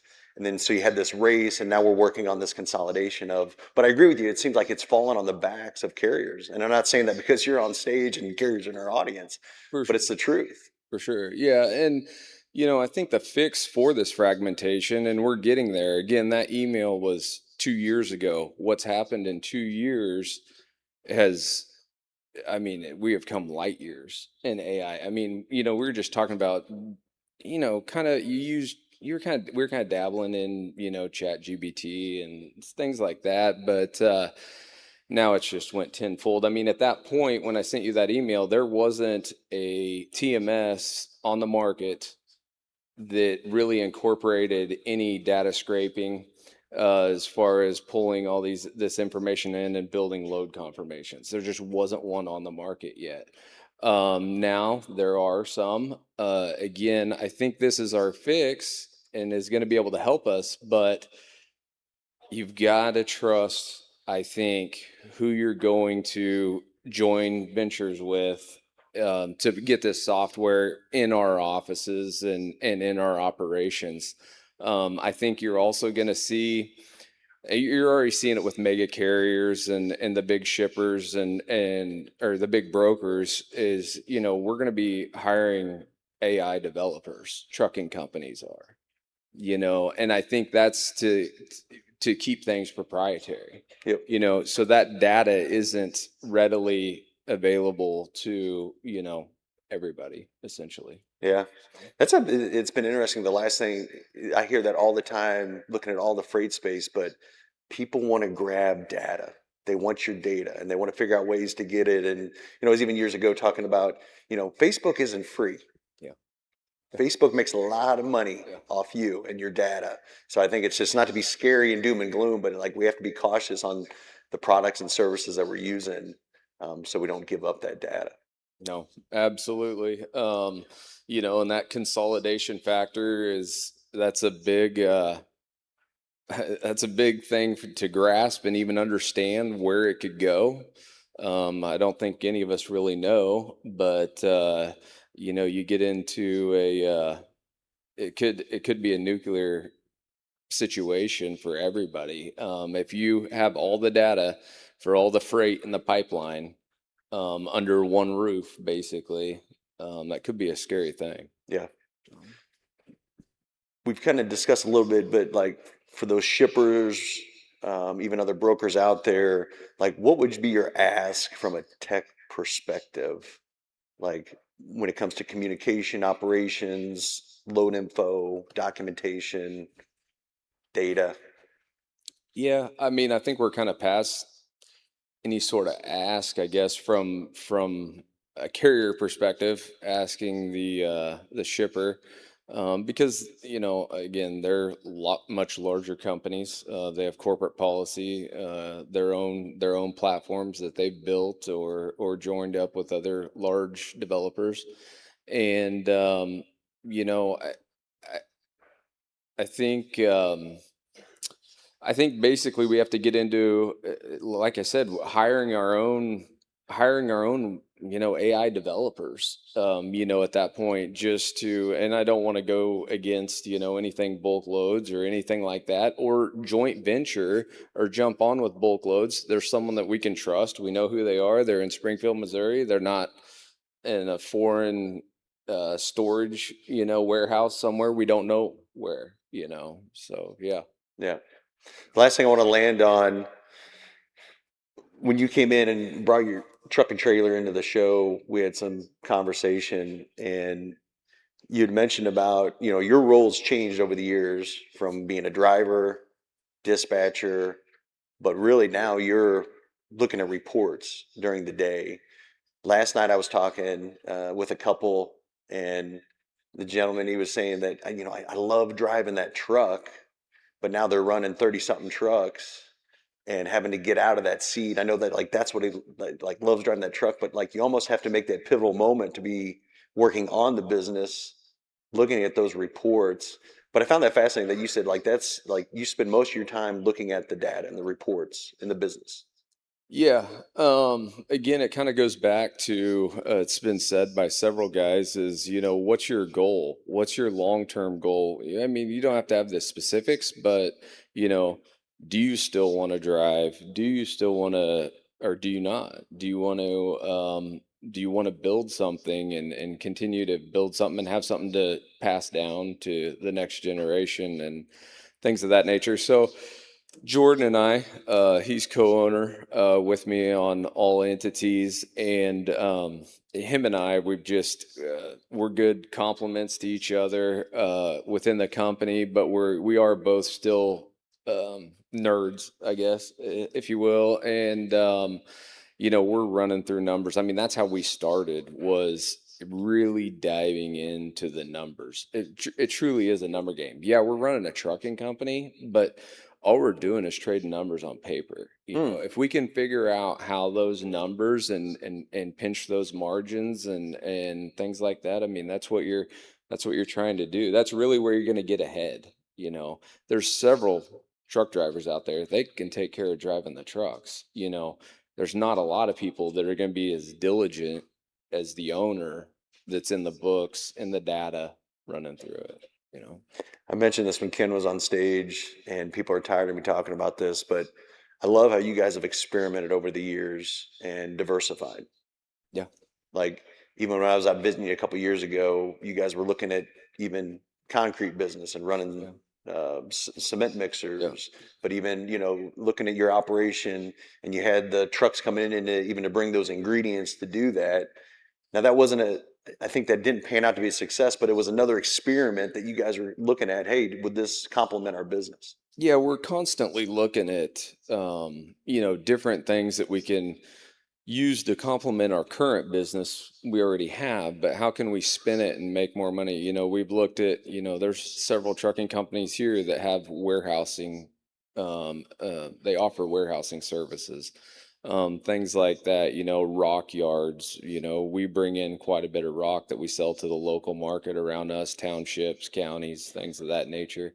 And it's just, how can you, again, another stream or source of revenue, and but it complements what you're already doing. Yeah. What's in the future? Oh, we probably better not talk about that. Maybe next year. Another experiment. Yeah. So cool. Well, Kelly, again, thank you he's been at all 4 conferences. Yep. Came to the first one, has been a big supporter of us. So yeah, I can't thank you enough for what you've done for us in this industry, and being an encourager and customer out there. So Well, likewise, I will close with this. Been to all 4 conferences. Every year is a little different. This year was very impressive with rapid fire and how efficient everything's moved. We appreciate you having us, being able to put some equipment down there in the exhibit hall and things of that nature. And again, if anyone has any questions, I started with one truck. And if anyone has any questions or anything like that, don't hesitate. You can find my email pretty easy on our website and different things like that. So yeah, reach out. Thanks for having us. yeah, I told Kelly that this rapid fire has been different, and I've been going home at night and I can't shut it off. I haven't slept in like 2 days. Good energy. Yeah. But like, I got to figure out, I'm hoping like I might have to take some kind of medication There you and go. once this is over, but yeah, I've enjoyed, and we'll dissect that at the very close. But thank you so much for this, Kelly. Awesome. Appreciate it. Give it up Thanks, for Kelly. everybody.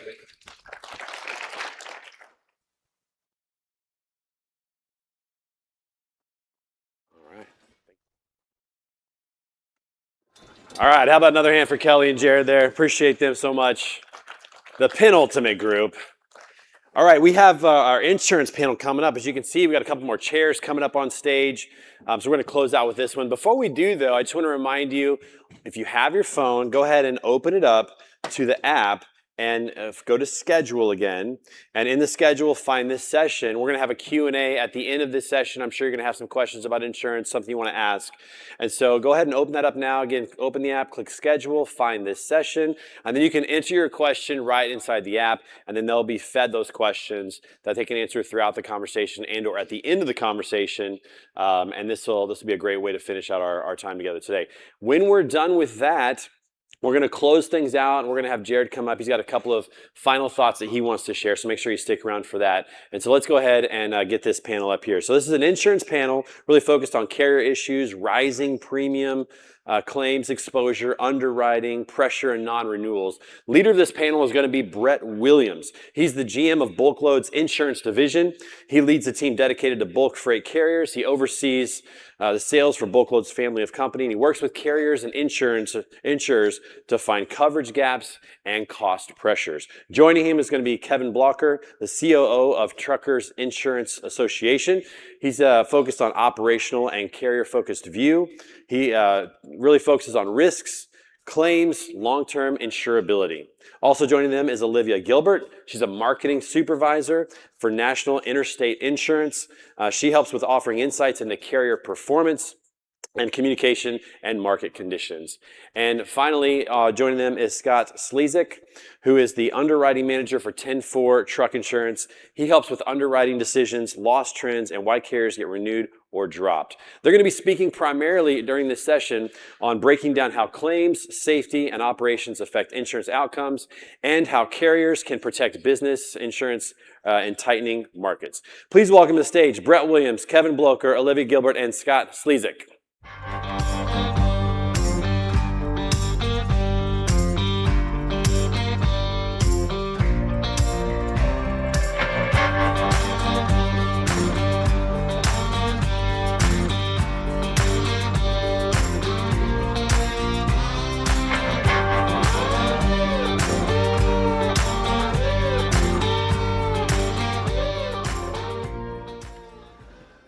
All right, we saved the most exciting session for last to make sure people would stick around, and so let's get into the insurance. I would, like he said, remember at the end we're going to have some questions you guys can text in, and we'll have the underwriters kind of give their perspective on that, and so feel free to do that. We're helping. There's a lot to talk about in insurance. We won't get to it all today, but we'll try to get to the stuff that's most pressing, the stuff that we see when we're working with you guys on insurance, renewals, writing new business. One of the things that was said yesterday is ROR, return on relationship.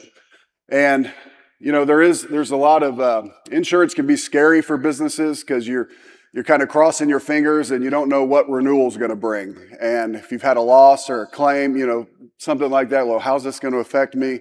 And it's really hard to plan sometimes for the future. And so we want to do our best to give you guys everything you can do to control what you can control. Like some things are out of your control, but there are things you can do to give you a little more control over something like insurance and put yourself in a better position. And so I'm a big football guy. You always have football coaches are always talking about pay attention to the process. The outcomes will come later, but you have to be process oriented. And that's kind of the goal of this is we want to help you guys become better at your processes, and that will improve the outcomes over the long term. And so without any further ado, we got our underwriters up here. And so our job as agents is to get to know your business, get to know your risk, where you want to take your business, really know the narrative on your business. And then we take all that information to our underwriting partners at our different insurance partners, tell them the narrative, and then they'll tell us back, well, this is what we like. You know, we do want to insure this risk. We want to offer rates. And so we're kind of the middleman. We play relationship. We're stewarding relationships on both sides. And so as scary as insurance can be sometimes, it still is a big relationship game. We're very thankful to have the partners that we have. And I'm going to turn it over to them to let them introduce themselves. Awesome. Can everyone hear me okay? All right, thank you. So Olivia Stevens here. I was introduced as Olivia Gilbert, but I just got married, so hence the name change. I actually lead our truck business development team at National Interstate Insurance, which is out of Cleveland, Ohio. So we've been basically insuring anything big on wheels since 1989. And I work just in the truck space, so that's really where all of my customers reside, is in that division. I've been here for about 4.5 years now, and we're absolutely thrilled to be back at this conference. This is an incredible organization, and we're so happy to be able to be a part of it and support you guys. Scott Slezak. I'm the underwriting manager at 10-4 Truck Insurance. We're technically in Carter Lake, Iowa, but it's a suburb of Omaha, Nebraska. Trucking is all we do. And yeah, just really happy to be here. Everything for us in-house. Claims team sits right next to me. Just trucking, that's it. And I'm Kevin Blocker. I'm with Truckers Insurance Associates. I'm the underwriting manager and COO. We've been in business for 83 years. All we do is write truck insurance, but we don't write it on our own paper. We represent about a dozen different companies and try to find the best fit for each insured. So yeah. Great. Well, we're glad you guys are here. It's always fun for us. You guys have folks that you interact with every day through email, and so most of our conversations are through email. So when we come to the conference and get to see everybody, put a face on it, we're like, oh, they're not just an email, name. They're actually a person. And so it's been great for our relationships to go deeper and hang out, and we're looking forward to our partnerships down the road. We're gonna jump right into it. Whenever we get information, whenever we talk to one of you guys and say, hey, I want BulkLoads Insurance to work on my insurance this year, we'll gather your information, your documents, get the narrative on your business, where you came from, where you're going, what your hopes are for the future. We put all that in an email, sometimes it's a phone call, and we send it to our insurance partners, and they start to review all the information and the narrative on your business. So that's why it's important to have an agent who understands your business, who can really share the narrative with the insurance markets. And so for you guys, we'll start with Kevin. We'll give this first question to you. When you review a trucking account, what is the first thing you're looking at when you open it up to see if you might want to write the business?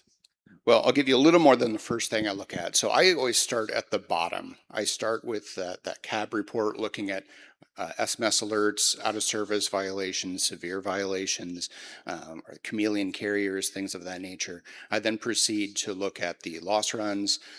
What does the frequency, severity look like just at a glance?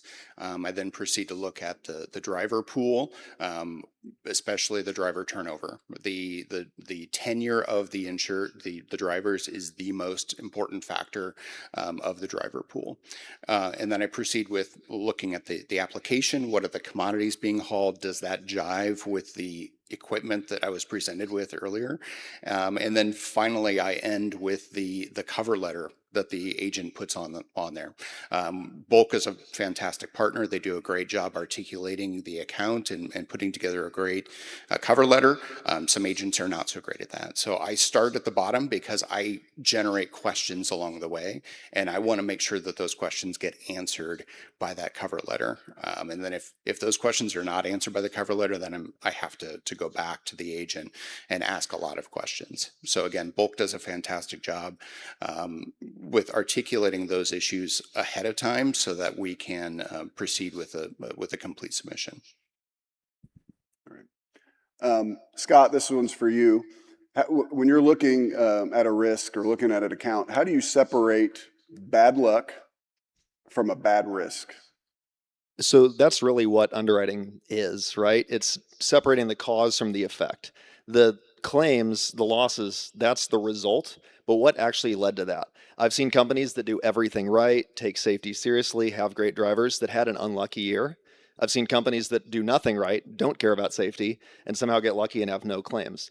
So it's figuring out, how long have the drivers been there? Do they have good MVRs? Is there a safety plan in place? Do they actually monitor that safety plan? It's determining that behavior that's going to help me figure out future results rather than what just happened last year. That's great.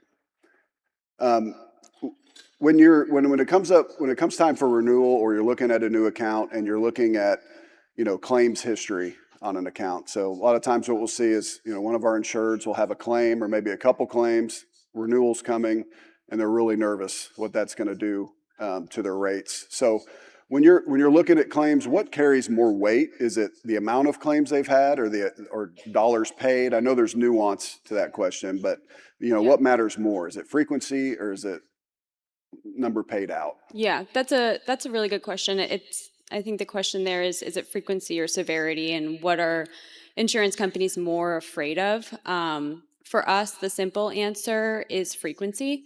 And the reason for that is because we're always saying frequency breeds severity. Frequency breeds severity. So the more frequency on an opportunity that we're evaluating, most likely the more potential for true severity there is. So for us, frequency is more concerning. You can be the cleanest operator out there and you can have a catastrophic claim that's not your fault. So for us, I mean, that's one thing that I can definitively give you an answer on, which doesn't happen a lot in underwriting. But if you take one thing away, frequency breeds severity. I mean, every underwriter out there is probably going to say that same thing.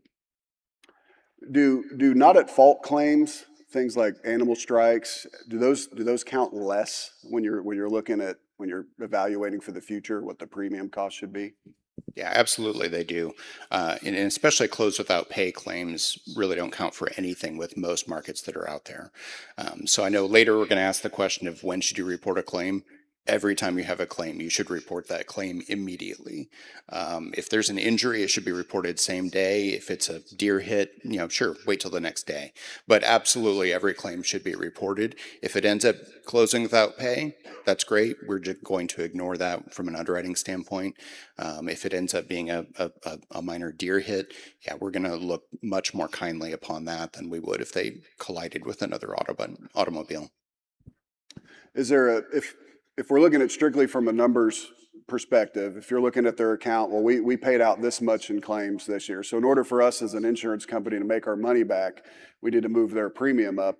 Is there a number range, dollar range? We have a lot of customers ask about this where it makes sense not to file a claim or to file a claim and then they pay it out of pocket if the damages turn out to be lower, just so it doesn't hurt them on their loss runs as far as how much the insurance company paid out on their behalf. So speaking for 10-4, it's the details that really matter. There is no number or dollar threshold that's going to make a difference. Like Kevin said, that's the best advice. Report everything. We'll figure it out. If it's not at fault, we want to know what happened on the details. It's not going to hurt your premium. We're old school. We want to hear what happened and help you. And I'll add a little bit of color from our perspective at National Interstate on that. So I know that if your driver backs into a mailbox and you have to pay $500 out of pocket, you're going to do that. You're not going to want to report that claim. And that's understandable. I mean, that's the kind of thing that we're dealing with a lot of times. But the one thing I would caution to is if you're only reporting severe claims and not the lower cost, small kind of, you hit a deer, hit a mailbox, whatever it might be, that paints a different picture for us as an insurance company, and it makes it seem like you've got a severity problem where every claim you're reporting is a high cost, severe claim. So if you're reporting every claim, then we have true and accurate data to deal with, and it makes our job a lot easier, and we're able to be a lot more accurate in our rating and in our cost structure. That's great. And I'll just add to the mailbox example, I'd still say report that claim because we've seen situations like that where the driver thinks he just damaged the mailbox and then all of a sudden, oh, well, he actually put ruts into the ground. It's going to cost $10,000 for the landscaping company to come back in and fix it. Maybe there was the owner's dog that was killed in the process. Who knows what could have happened? Report the claim. If it ends up being a $200 mailbox, you can end up paying it later and we can end up closing that out without paying. When we'll have worked with customers who maybe have had a history of losses and the premium that's hitting them really hard is finally they've convinced a lot of them like, hey, we got to clean things up, and they are making an effort. How long do you need to see improvement if an account's in the red and something you're not comfortable with? like help. I know there's nuance to everything, obviously, but how long do you typically need to see things trending in the right direction before you would give somebody a shot? Does that make sense? Anybody can take that one. That's going to be tough to tell. It's a case by case basis. It varies wildly by the size of the account, how bad it was before it started trending in the right direction. What else is trending in the right direction? Are your CSA scores improving as well? Is your driver retention improving? Is your driver management improving along the way? If you're trending in the right direction on a number of factors, then that's going to weigh in pretty quickly. If you're still doing everything wrong, as Scott said earlier, if you're still doing everything wrong, but your losses happen to trend in the right direction, that's going to be a much slower return to more reasonable pricing. Can you talk more a little bit? You mentioned the size of the company. Can you talk a little more about, claims as far as how you evaluate claims for a 1 or 2 truck operation opposed to a bigger fleet? Sure. So basically, the bigger the fleet and the more time you have, the more data you have as an underwriter. So with the small fleet over a small period of time, you got to make some guesses and assumptions. The bigger you get, the more the data is going to impact decision making. That's what we try to communicate. There are guys who are just now starting out. There's only a handful of markets that want to take a new venture, and that's why they just don't know. So you have to prove yourself for a couple of years, and it's tough because when you're starting, you got to pay higher premium or higher, rates per truck, and it's tough. But it's just part of the game. There's no data to go off of. What are Olivia? You can take this one. What are the most common reasons? So if you got somebody you're insuring, what are the most common reasons trucking companies get non-renewed? Yeah, that's another good one. So the kind of low-hanging fruit is losses. So that would be the first one. Second, I would say change in operation type. That would be one that we would reevaluate if it fits within our underwriting appetite or not. The second one that I see a lot more these days is we lost control all of our current customers. And if those loss control visits don't go well and people are going backwards in their progression and safety, or they have an attitude of being unwilling to implement new things or something of that sort, that would be something that could cause the underwriting team to see them in a less favorable light at renewal. We got a question that got texted in here. It says, would a carrier pulling hopper bottoms, hauling grain and feed commodities, see a spike in premium if they branched out into tankers and hauling non-hazmat liquid fertilizer? You kind of mentioned that. That's why I brought that question up. I think it depends a lot on what your expertise is going into that. If your drivers have expertise hauling that commodity, if you as an owner have expertise with that, depending on the radius change of what you're doing with that, we could mitigate that to a degree. But if you have no idea what you're doing, you're probably not looking at a favorable result. I got another question here. It says, I've seen some instances where carriers only have only insured, for example, 2 power units of a 6-unit fleet and using drivers that aren't listed on a policy due to having international CDLs. Most of the time, power units are not listed on certificates of insurance. How do we combat issues like that in the industry and level the playing field on that front? I can't compete rate-wise with carriers that only insure 25% of their fleet. So huge issue in underwriting, something we take a lot of steps against. A couple examples: if a truck is inspected under an authority that is not on a policy for an authority we insure, that's a huge deal. We're asking a question as soon as we find out about it. I get a daily report, so you're not going to hide from me for very long. You're going to see a lot of telematics data used today that basically shows what's running under your ELD. So if a truck starts moving that's not on the policy, same thing, we get notified day of. Having trucks running that aren't on the policy is a really, really big deal. Insurance companies are getting better and better every year about figuring that out. Good. Let's talk a little bit about transparency. As far as, does transparency with your broker, does it help? Do they need to be protective? Do they need to be transparent? Like what are you guys looking for? Yeah, I mean, that's huge. So we have really close relationships with our brokers. And by brokers, I mean our agents who go out into the marketplace and find prospective customers like you guys. So our distribution at National Interstate and the truck division is a closed broker model, which means that only a handful of agency partners across the country can go out and bring customers National Interstate products. So that relationship that we have with our agents is really important. And in turn, the relationships that they have with their customers and their truckers are really important because they have to be able to tell the story of the trucking company to us. And we're going to be asking that question. I mean, part of my team's job on every account that we get in is to call the agent and say, what's the story with these guys? How long have you known them? What are they like as a buyer? You know, what do they need on this renewal? And that agent has to be able to accurately and honestly answer those questions.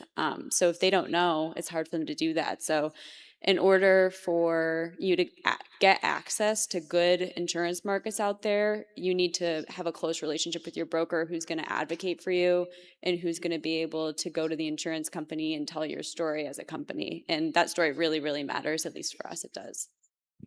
I'll just add that as underwriters, we're pretty good at identifying when someone's lying to us. The story has to make sense with everything else that we're looking at. There's so much data that we have at our disposal that we might as well be transparent because we're trying to get to the truth together and find a way to write an account. So absolutely, transparency is important. Yeah, that's why our relationship with you guys is very important. And so when we're even bringing business opportunities, it's important for us to be honest with you, have a great relationship. Because if we burn bridges with them, we lose markets that could be possibilities to help your business. And so it's really we have great relationships on both sides, and always trying to get the best for our customers, but also keep a great relationship with you guys. And so it's a fun gig. I got another question here that got texted in. Considering accidents involving automobiles that are at fault, are there any changes coming to increase premium coverages for automobiles to get closer to truck values? I don't know if that, example, at-fault driver insurance company paid us $25,000 for a $150,000 total loss. Does that make sense? The short answer there is that's a governmental question.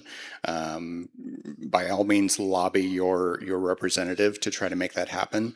I don't see either political party trying to make that happen. It doesn't help them because it's going to increase pricing for those individuals who are trying to get minimum limits. So I don't see that changing anytime soon. Here's a great question. How can you accurately assess the steps we're taking to improve our operations if you've never been on site and are working remotely? On-site loss control visits. I mean, every account over 20 units, we're doing that. And then by request for anything smaller than that. So on-site loss control visits all day, every day. We also have a lot of trust in our agents, that our agents are going to be able to accurately portray what's going on with the operation and the quality of the operation to us. So that comes back to that relationship piece and being able to trust your agent to do that for you. It's really important.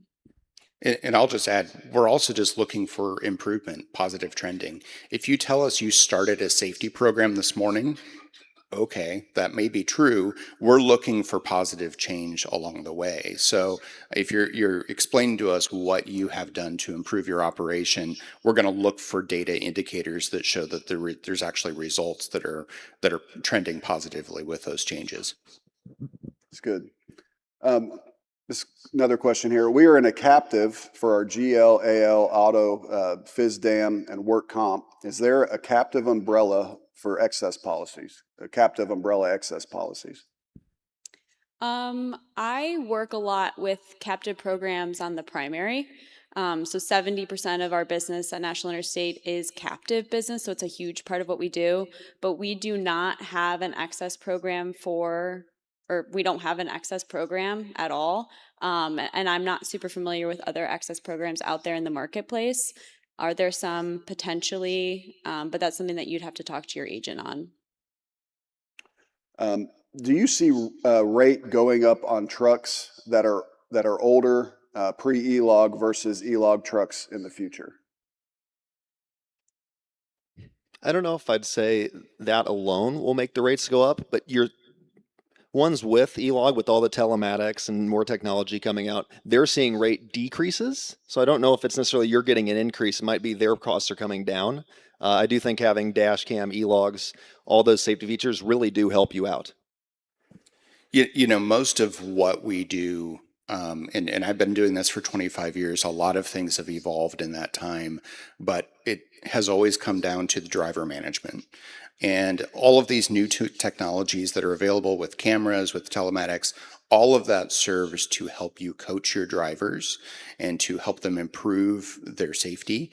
Whether you're using it as a carrot or a stick is up to you, but using those tools to manage your drivers is what will result in an improvement in your insurance perspective. So if you've got an older truck, that's just one tool that isn't at your disposal because you're not going to be able to get the telematic data on that old truck. But you have other tools to manage your drivers even on those older trucks.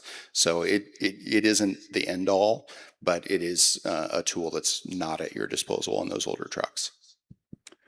When we're shopping our clients out, one thing I've always thought about is when you see the history, insurance history of different carriers, and you have a trucking company that they're switching insurance carriers every year, every 2 years. What does that communicate to you? Do you guys prefer it if you see them with somebody for a long time, or what do you guys think about when you see that in their history? You want me to take that one? So my perspective is it depends a lot on who those carriers are. And I'm not going to articulate who they are. There's a spectrum of quality of insurance carriers. And if you are repeatedly changing carriers and they're all the bottom of the barrel options, that says something about your operation, that it tells me something. If you have been with a really high quality carrier for 3-4 years, I really want to write your coverage. Now, that means it's harder for me to write your coverage because you're probably pretty happy there and I really need to beat them on a pricing standpoint, from a value standpoint. But you're a much more attractive carrier than someone that jumps around every year from bad option to bad option. I'd echo that as well, for sure. I think longevity with an insurance carrier is always a green flag for us. That's great. Are there, for you guys, for your individual companies, are there discounts or just in the market in general for installing dash cams? Yes. Yes. Sometimes. I represent a lot of different companies. Some do, some don't. Again, the results are good. So if you have that dash cam, it's going to pan out better for you in the long run. Absolutely. Yeah, we have subsidies for a multitude of different telematics service providers that we partner with. We do it on a per unit, per month basis. And then we also have discounts or subsidies, whatever you want to call it, for utilizing DSAs, which are data sharing agreements. And then we also have discounts for folks who just have inward and outward facing cameras. Or just outward facing cameras. All of that is going to fare really well. It's also going to get you better pricing with us. Quick comment on inward versus outward facing dash cams. We really like the outward facing dash cams because it helps tremendously with claims. I think something like 70% of disputed claims, the truck driver is exonerated when you have dash cam footage. Inward facing, we don't really look at. I don't need to see anyone pick their nose. In fact, we offer a dash cam program and we only even offer outward facing ones. Some do. And that driver facing camera can help you coach your drivers. If you see a lot of distractions, if you see a lot of handheld devices, things of that nature, it can be helpful to you to manage your drivers. What's the average? This is another nuanced question. Of course, it'll be different depending on what's going on in the market. But what's the average percentage increase at renewal you guys are seeing currently across the board? Or if I've performed really well, can I see a decrease in my premium? Average across the board for our book of business, we don't have one because we're not giving average rate increases across our book. I can give you averages by captive if you want to come talk to me and ask about that. But I think generally insurance companies, 2, 3 years ago, 5 to 10% was inflationary, and it's unfortunately not anymore. So I think it really depends on the operation. Can you get a decrease at renewal? Sure, that's possible. But I think at this point in time, a flat renewal is kind of a decrease, given the environment of inflationary issues we're seeing at renewals. We won't increase a renewal unless we have a specific reason to point to. So if you had a good year with us, your premium will not go up. More often than not, it's going to go down. So I think our average among customers that had good year is actually a negative number. It's typically a decrease. The trend in the industry is up. How much is up is a question mark, but you can thank those billboards at the outside of every city saying, "Have you been injured in a truck accident?" That's why the pricing is going up. Also, all of your mechanics want to be making more than they did 5 years ago. Just simple inflation is impacting that. We'll get a couple more questions here, and then we'll wrap it up. Got a lot of questions coming in, and so if we get done here and you don't get your question asked, you can always catch them at the back before they run for the airport. So you guys don't run off too soon. For driver management, do you have any recommended protocols or programs that you suggest that we use? I think a good old-fashioned incentive program is always a good thing. I think utilizing, if you have any type of data or telematics data, to put together an incentive program is awesome. But I think that there's a lot of different resources that we could talk about for putting together driver training programs, but incentives are always good. Everybody likes that.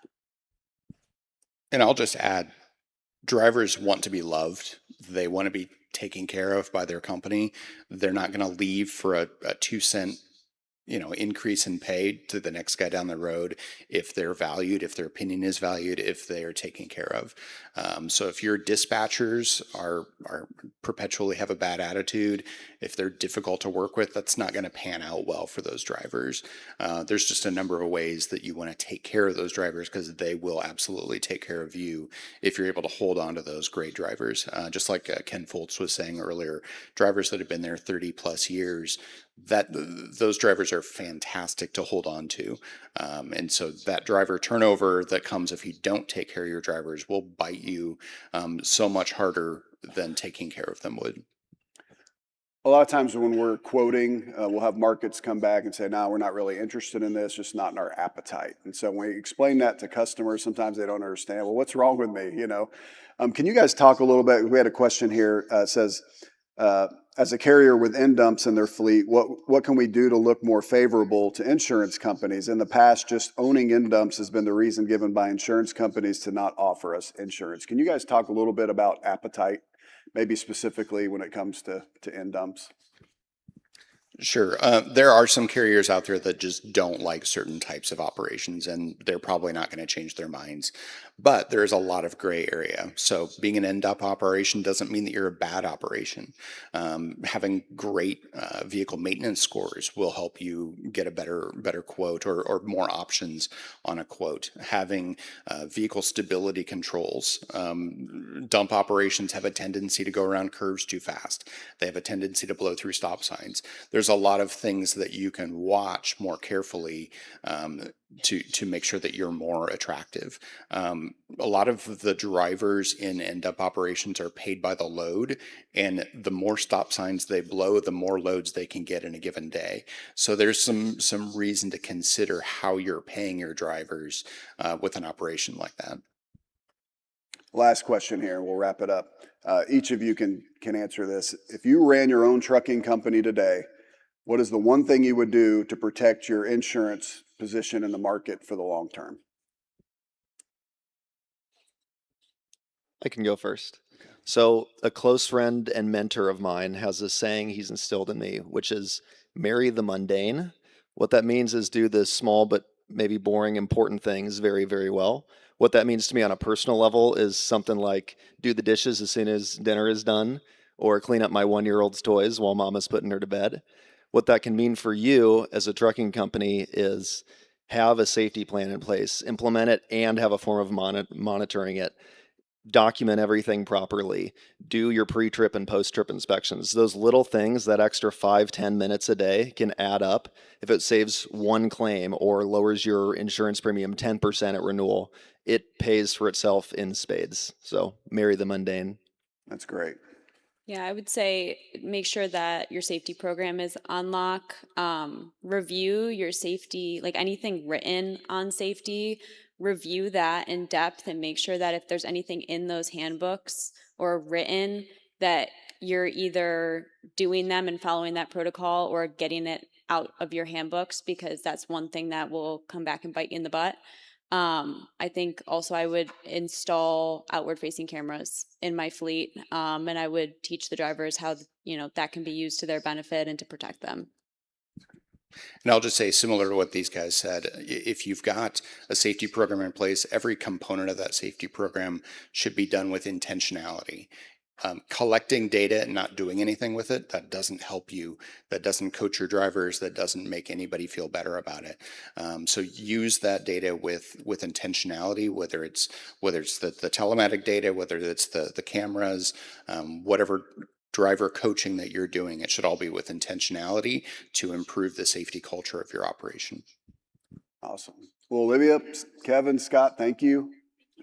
Thank you. It's been a blast. We love hanging out and getting to deep dive. And a lot of times we're talking to our customers and say, no, the underwriter says we can't do this, or the underwriter says we need to see this. And so here is the underwriter. They're our friends too. So, thank you so much for sharing. You guys have been great to work with.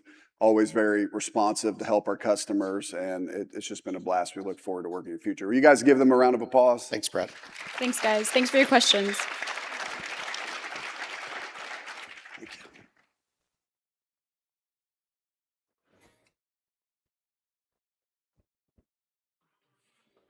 Thank you, guys. All right, we have made it to the end. Congratulations. You guys are the warriors out here. I love it. Before we have Jared come up for some final comments, I want to thank a few people. First of all, these people often wear black. They go unnoticed. They're supposed to not be seen, but they do tremendous work. It's been a pleasure to work with them this week. Would you give a big round of applause to our AV team in the back, our camera operators, our sound operators? Putting all this together is definitely not easy, and they've been pretty flawless this entire time. Working 2 different rooms, it's very difficult, so thank you so much for that. We appreciate that. Also, again, just want to thank you guys for being here. Such a pleasure to have you here with us this year. Please tell your friends about it. Please invite people to come back next year. We'd love to see this room grow a little bit. That's more opportunities for everybody, more connections, more business opportunities to grow your business and to do the things you want to do with the people that you want to work with. So we definitely want you to thank them as well. And finally, we also want to thank all of our sponsors. It's just tremendous having the support. You've seen all the logos up there. You've probably met some of the people. Again, if you would on your way out today, if you see somebody who sponsors this event, make sure you pat them on the back, say thank you. They make this possible. They allow us to keep the ticket price reasonable, and we really appreciate that. So give a big round of applause to our sponsors. All right, a couple of reminders. Just if you've taken pictures, and we encourage you to do that, take some selfies with some friends, go out to the photo booth upstairs, take some pictures, post those on LinkedIn, Facebook, whatever social media that you use. Be sure to use the hashtag 2026BFC so we can find those. We appreciate that. And also in your program, we talked about this. If you flip over to 4 pages, you'll see all the products that BulkLoads family offers that can help your business. So make sure you check those out. There's a lot of QR codes, I believe, on one of the next pages where you can find out information on each individual product that they offer. So make sure that you do that as well. That'll be really, really helpful. And finally, we have come to the QR code moment. All right, so if you have your phone, if you pull that out, open up that camera app. Make sure it's on camera, not video, no selfie mode. That's not going to work. And go ahead and scan this QR code and give us your feedback. We covet your feedback. We want this to be the best conference that you go to. This year, it's the kickoff event. We hope it's the best conference that you attend all year and that you can't wait to come back next year. And what's going to make it better is whatever you have to say. Constructive, positive. throw some encouraging things in there, throw some, hey, this was really bad or this could be better. We'd love to hear it all, and all ideas are welcome. Again, this is the great thing about this is we can really do what we want, and a lot of that comes from your feedback, so we really appreciate that. So make sure you take the time to fill out your survey while those thoughts are fresh. Now, I know I just did that, and you guys have your head in your phones now. That's on me. But I also want to make sure that you give your attention right now to the man who's behind this entire creation, the visionary and the co-founder of BulkLoads. Give it up for Jared Flynn.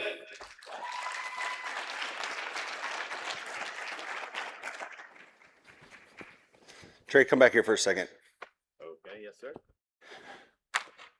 You know, we had 8 months from our last conference to plan for this one, and we felt we were running gunning. We run BulkLoads. We're not a conference media company. So this is something we do on top of our regular jobs, where we start spitballing ideas. And Trey, a couple years ago, sent me this book, Fans First. You mentioned it yesterday. Jesse Cole, the Savannah Bananas co-founder. But I told him, I was like, let's give our members, our attendees, our audience that experience. And again, we don't want this to be super entertaining, but we want this to be inviting. We want this to be fun. So Trey, you killed this, and everybody's told me that. Like, this has been amazing. I mean, he needs a standing ovation. Like, dude, seriously, like, this has been, we've been to those conferences where you get that one speaker up or that one seat and you start checking your phone, you're drifting. This whole conference, people have been engaged. And I mean, they've been laser focused the whole time, and that's a testament to you. So, brother, thank you. God bless you from the bottom of my heart. This was amazing. Thank you. Thank you, everybody. I appreciate it so much. Thank you. As we close out, I'm going to just do, this will be 5 minutes, and then you guys are going to be on your way.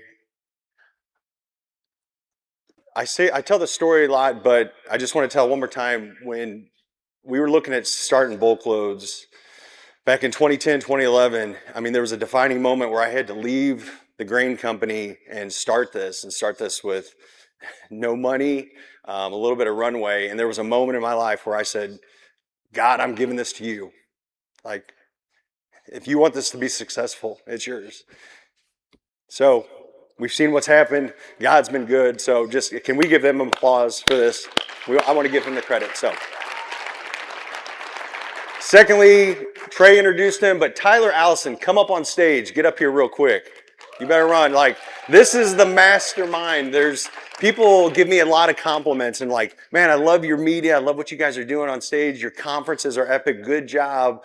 Like, every great leader has a great executioner and an integrator. And this man, believe it or not, he is not a production company person. He didn't start that way. But there's companies that hire big teams and pay, $50,000 to $100,000 just to put this thing on.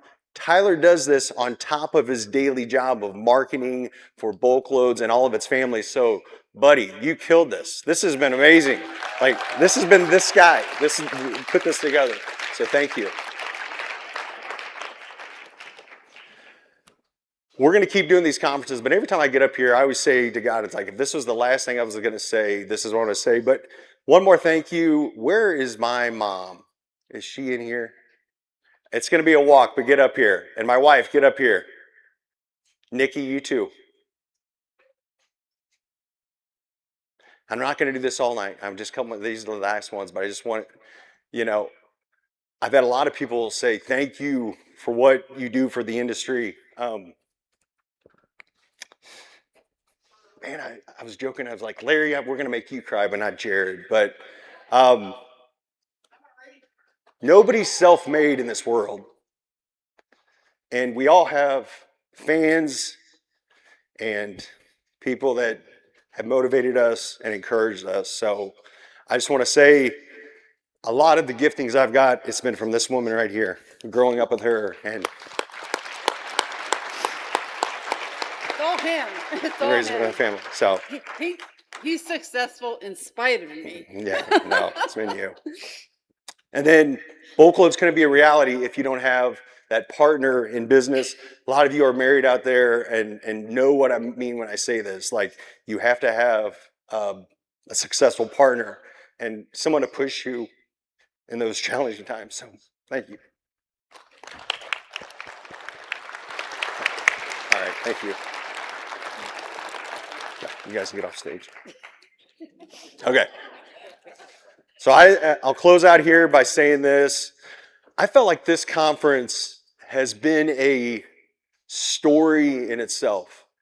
When we were thinking about this rapid fire, we're like, again, it's an experiment. How is it going to be received? I heard a lot of great things, but I felt like when we did this rapid fire, it was this fast pace. I said this earlier, like I haven't slept in 2 days. Like I got home and my brain is just turning. I can't shut it off.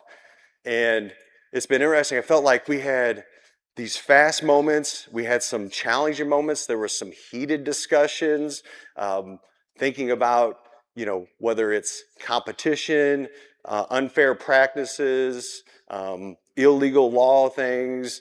But then also we had some great moments of figuring out, hey, how do we help others in the industry? How do our numbers look? So I want to say it's like, that's what we want this conference to be. We don't want this to be like everything's great out there, because we know that there's challenge out there, but we also want there to be encouraging. I think that's where I love about this community. We can be real and practical and help each other. And that's why we put this conference together. So I want to say thank you all for coming out here and traveling hundreds, maybe thousands of miles to get here. I don't take that lightly, and I want you to know that. Like, we value and we take that serious. We don't bring you here to elevate BulkLoads. We do this because we're changing an industry and we're making a movement to make this better. I've been to other conferences out there. I've gone to other big freight conferences. And when I say this, we want this to be different. We're doing something different out there in the space. And I want you all to be proud of that, because it's not BulkLoads, it's us and the community. And that's why I hope when I share and we go on these media trips, like BulkLoads it's not BulkLoads. BulkLoads is, and I'm not going to say the names out there, but it's you all as the members. That's what makes BulkLoads. It's not our company. It's all of ours. So thank you for being a part of that. The last thing I'll say this too, and I'll say this, we support all shapes and sizes of the industry, but we support small town America. We support the small carriers. We know that different companies are out there, different shapes and sizes. BulkLoads, we have competition out there in a lot of our business units, but we want to have a holistic approach about it, of how we embrace this market, how we work with others out there, and how we bring these issues to the forefront. So I want to say thank you all for being cognitive of that and being open to that. I think if we can't have those discussions, again, we can't grow as a community out here. So last thing I'll say, again, stick around. I know a lot of you guys budgets. If I haven't met you yet, please come by. I've met hundreds of you all. I've heard just phenomenal stories, and it's encouraging for us with what we do to know that we're having an impact on agriculture and trucking in America. And I think that's what we set out to do 15 years ago when we co-founded BulkLoads. So if I haven't met you yet, man, make time. I'll be around. So definitely want to meet you. So if you don't mind, I just want to close us out in prayer, and then you guys are free to leave. So Father God, we thank you so much for this conference, Lord. We know that your hand has been upon it through this whole journey, and we don't take that lightly. Lord, we pray over each and every person here, people that have even already left, that were in attendance, Lord, that your hand be upon them this 2026. Lord, we wanted this to be the start of this year. We want people to be encouraged as they walk out of here. But Lord, most of all, we want them to feel your presence. If they don't know you yet, Lord, I pray that they have a relationship with you, and Lord, just experience your love that we have experienced in this community. So I pray over these members for safe travel and their businesses. Be with them in all their days. We thank you so much. We love you. Amen. Cool. Thank you so much for coming.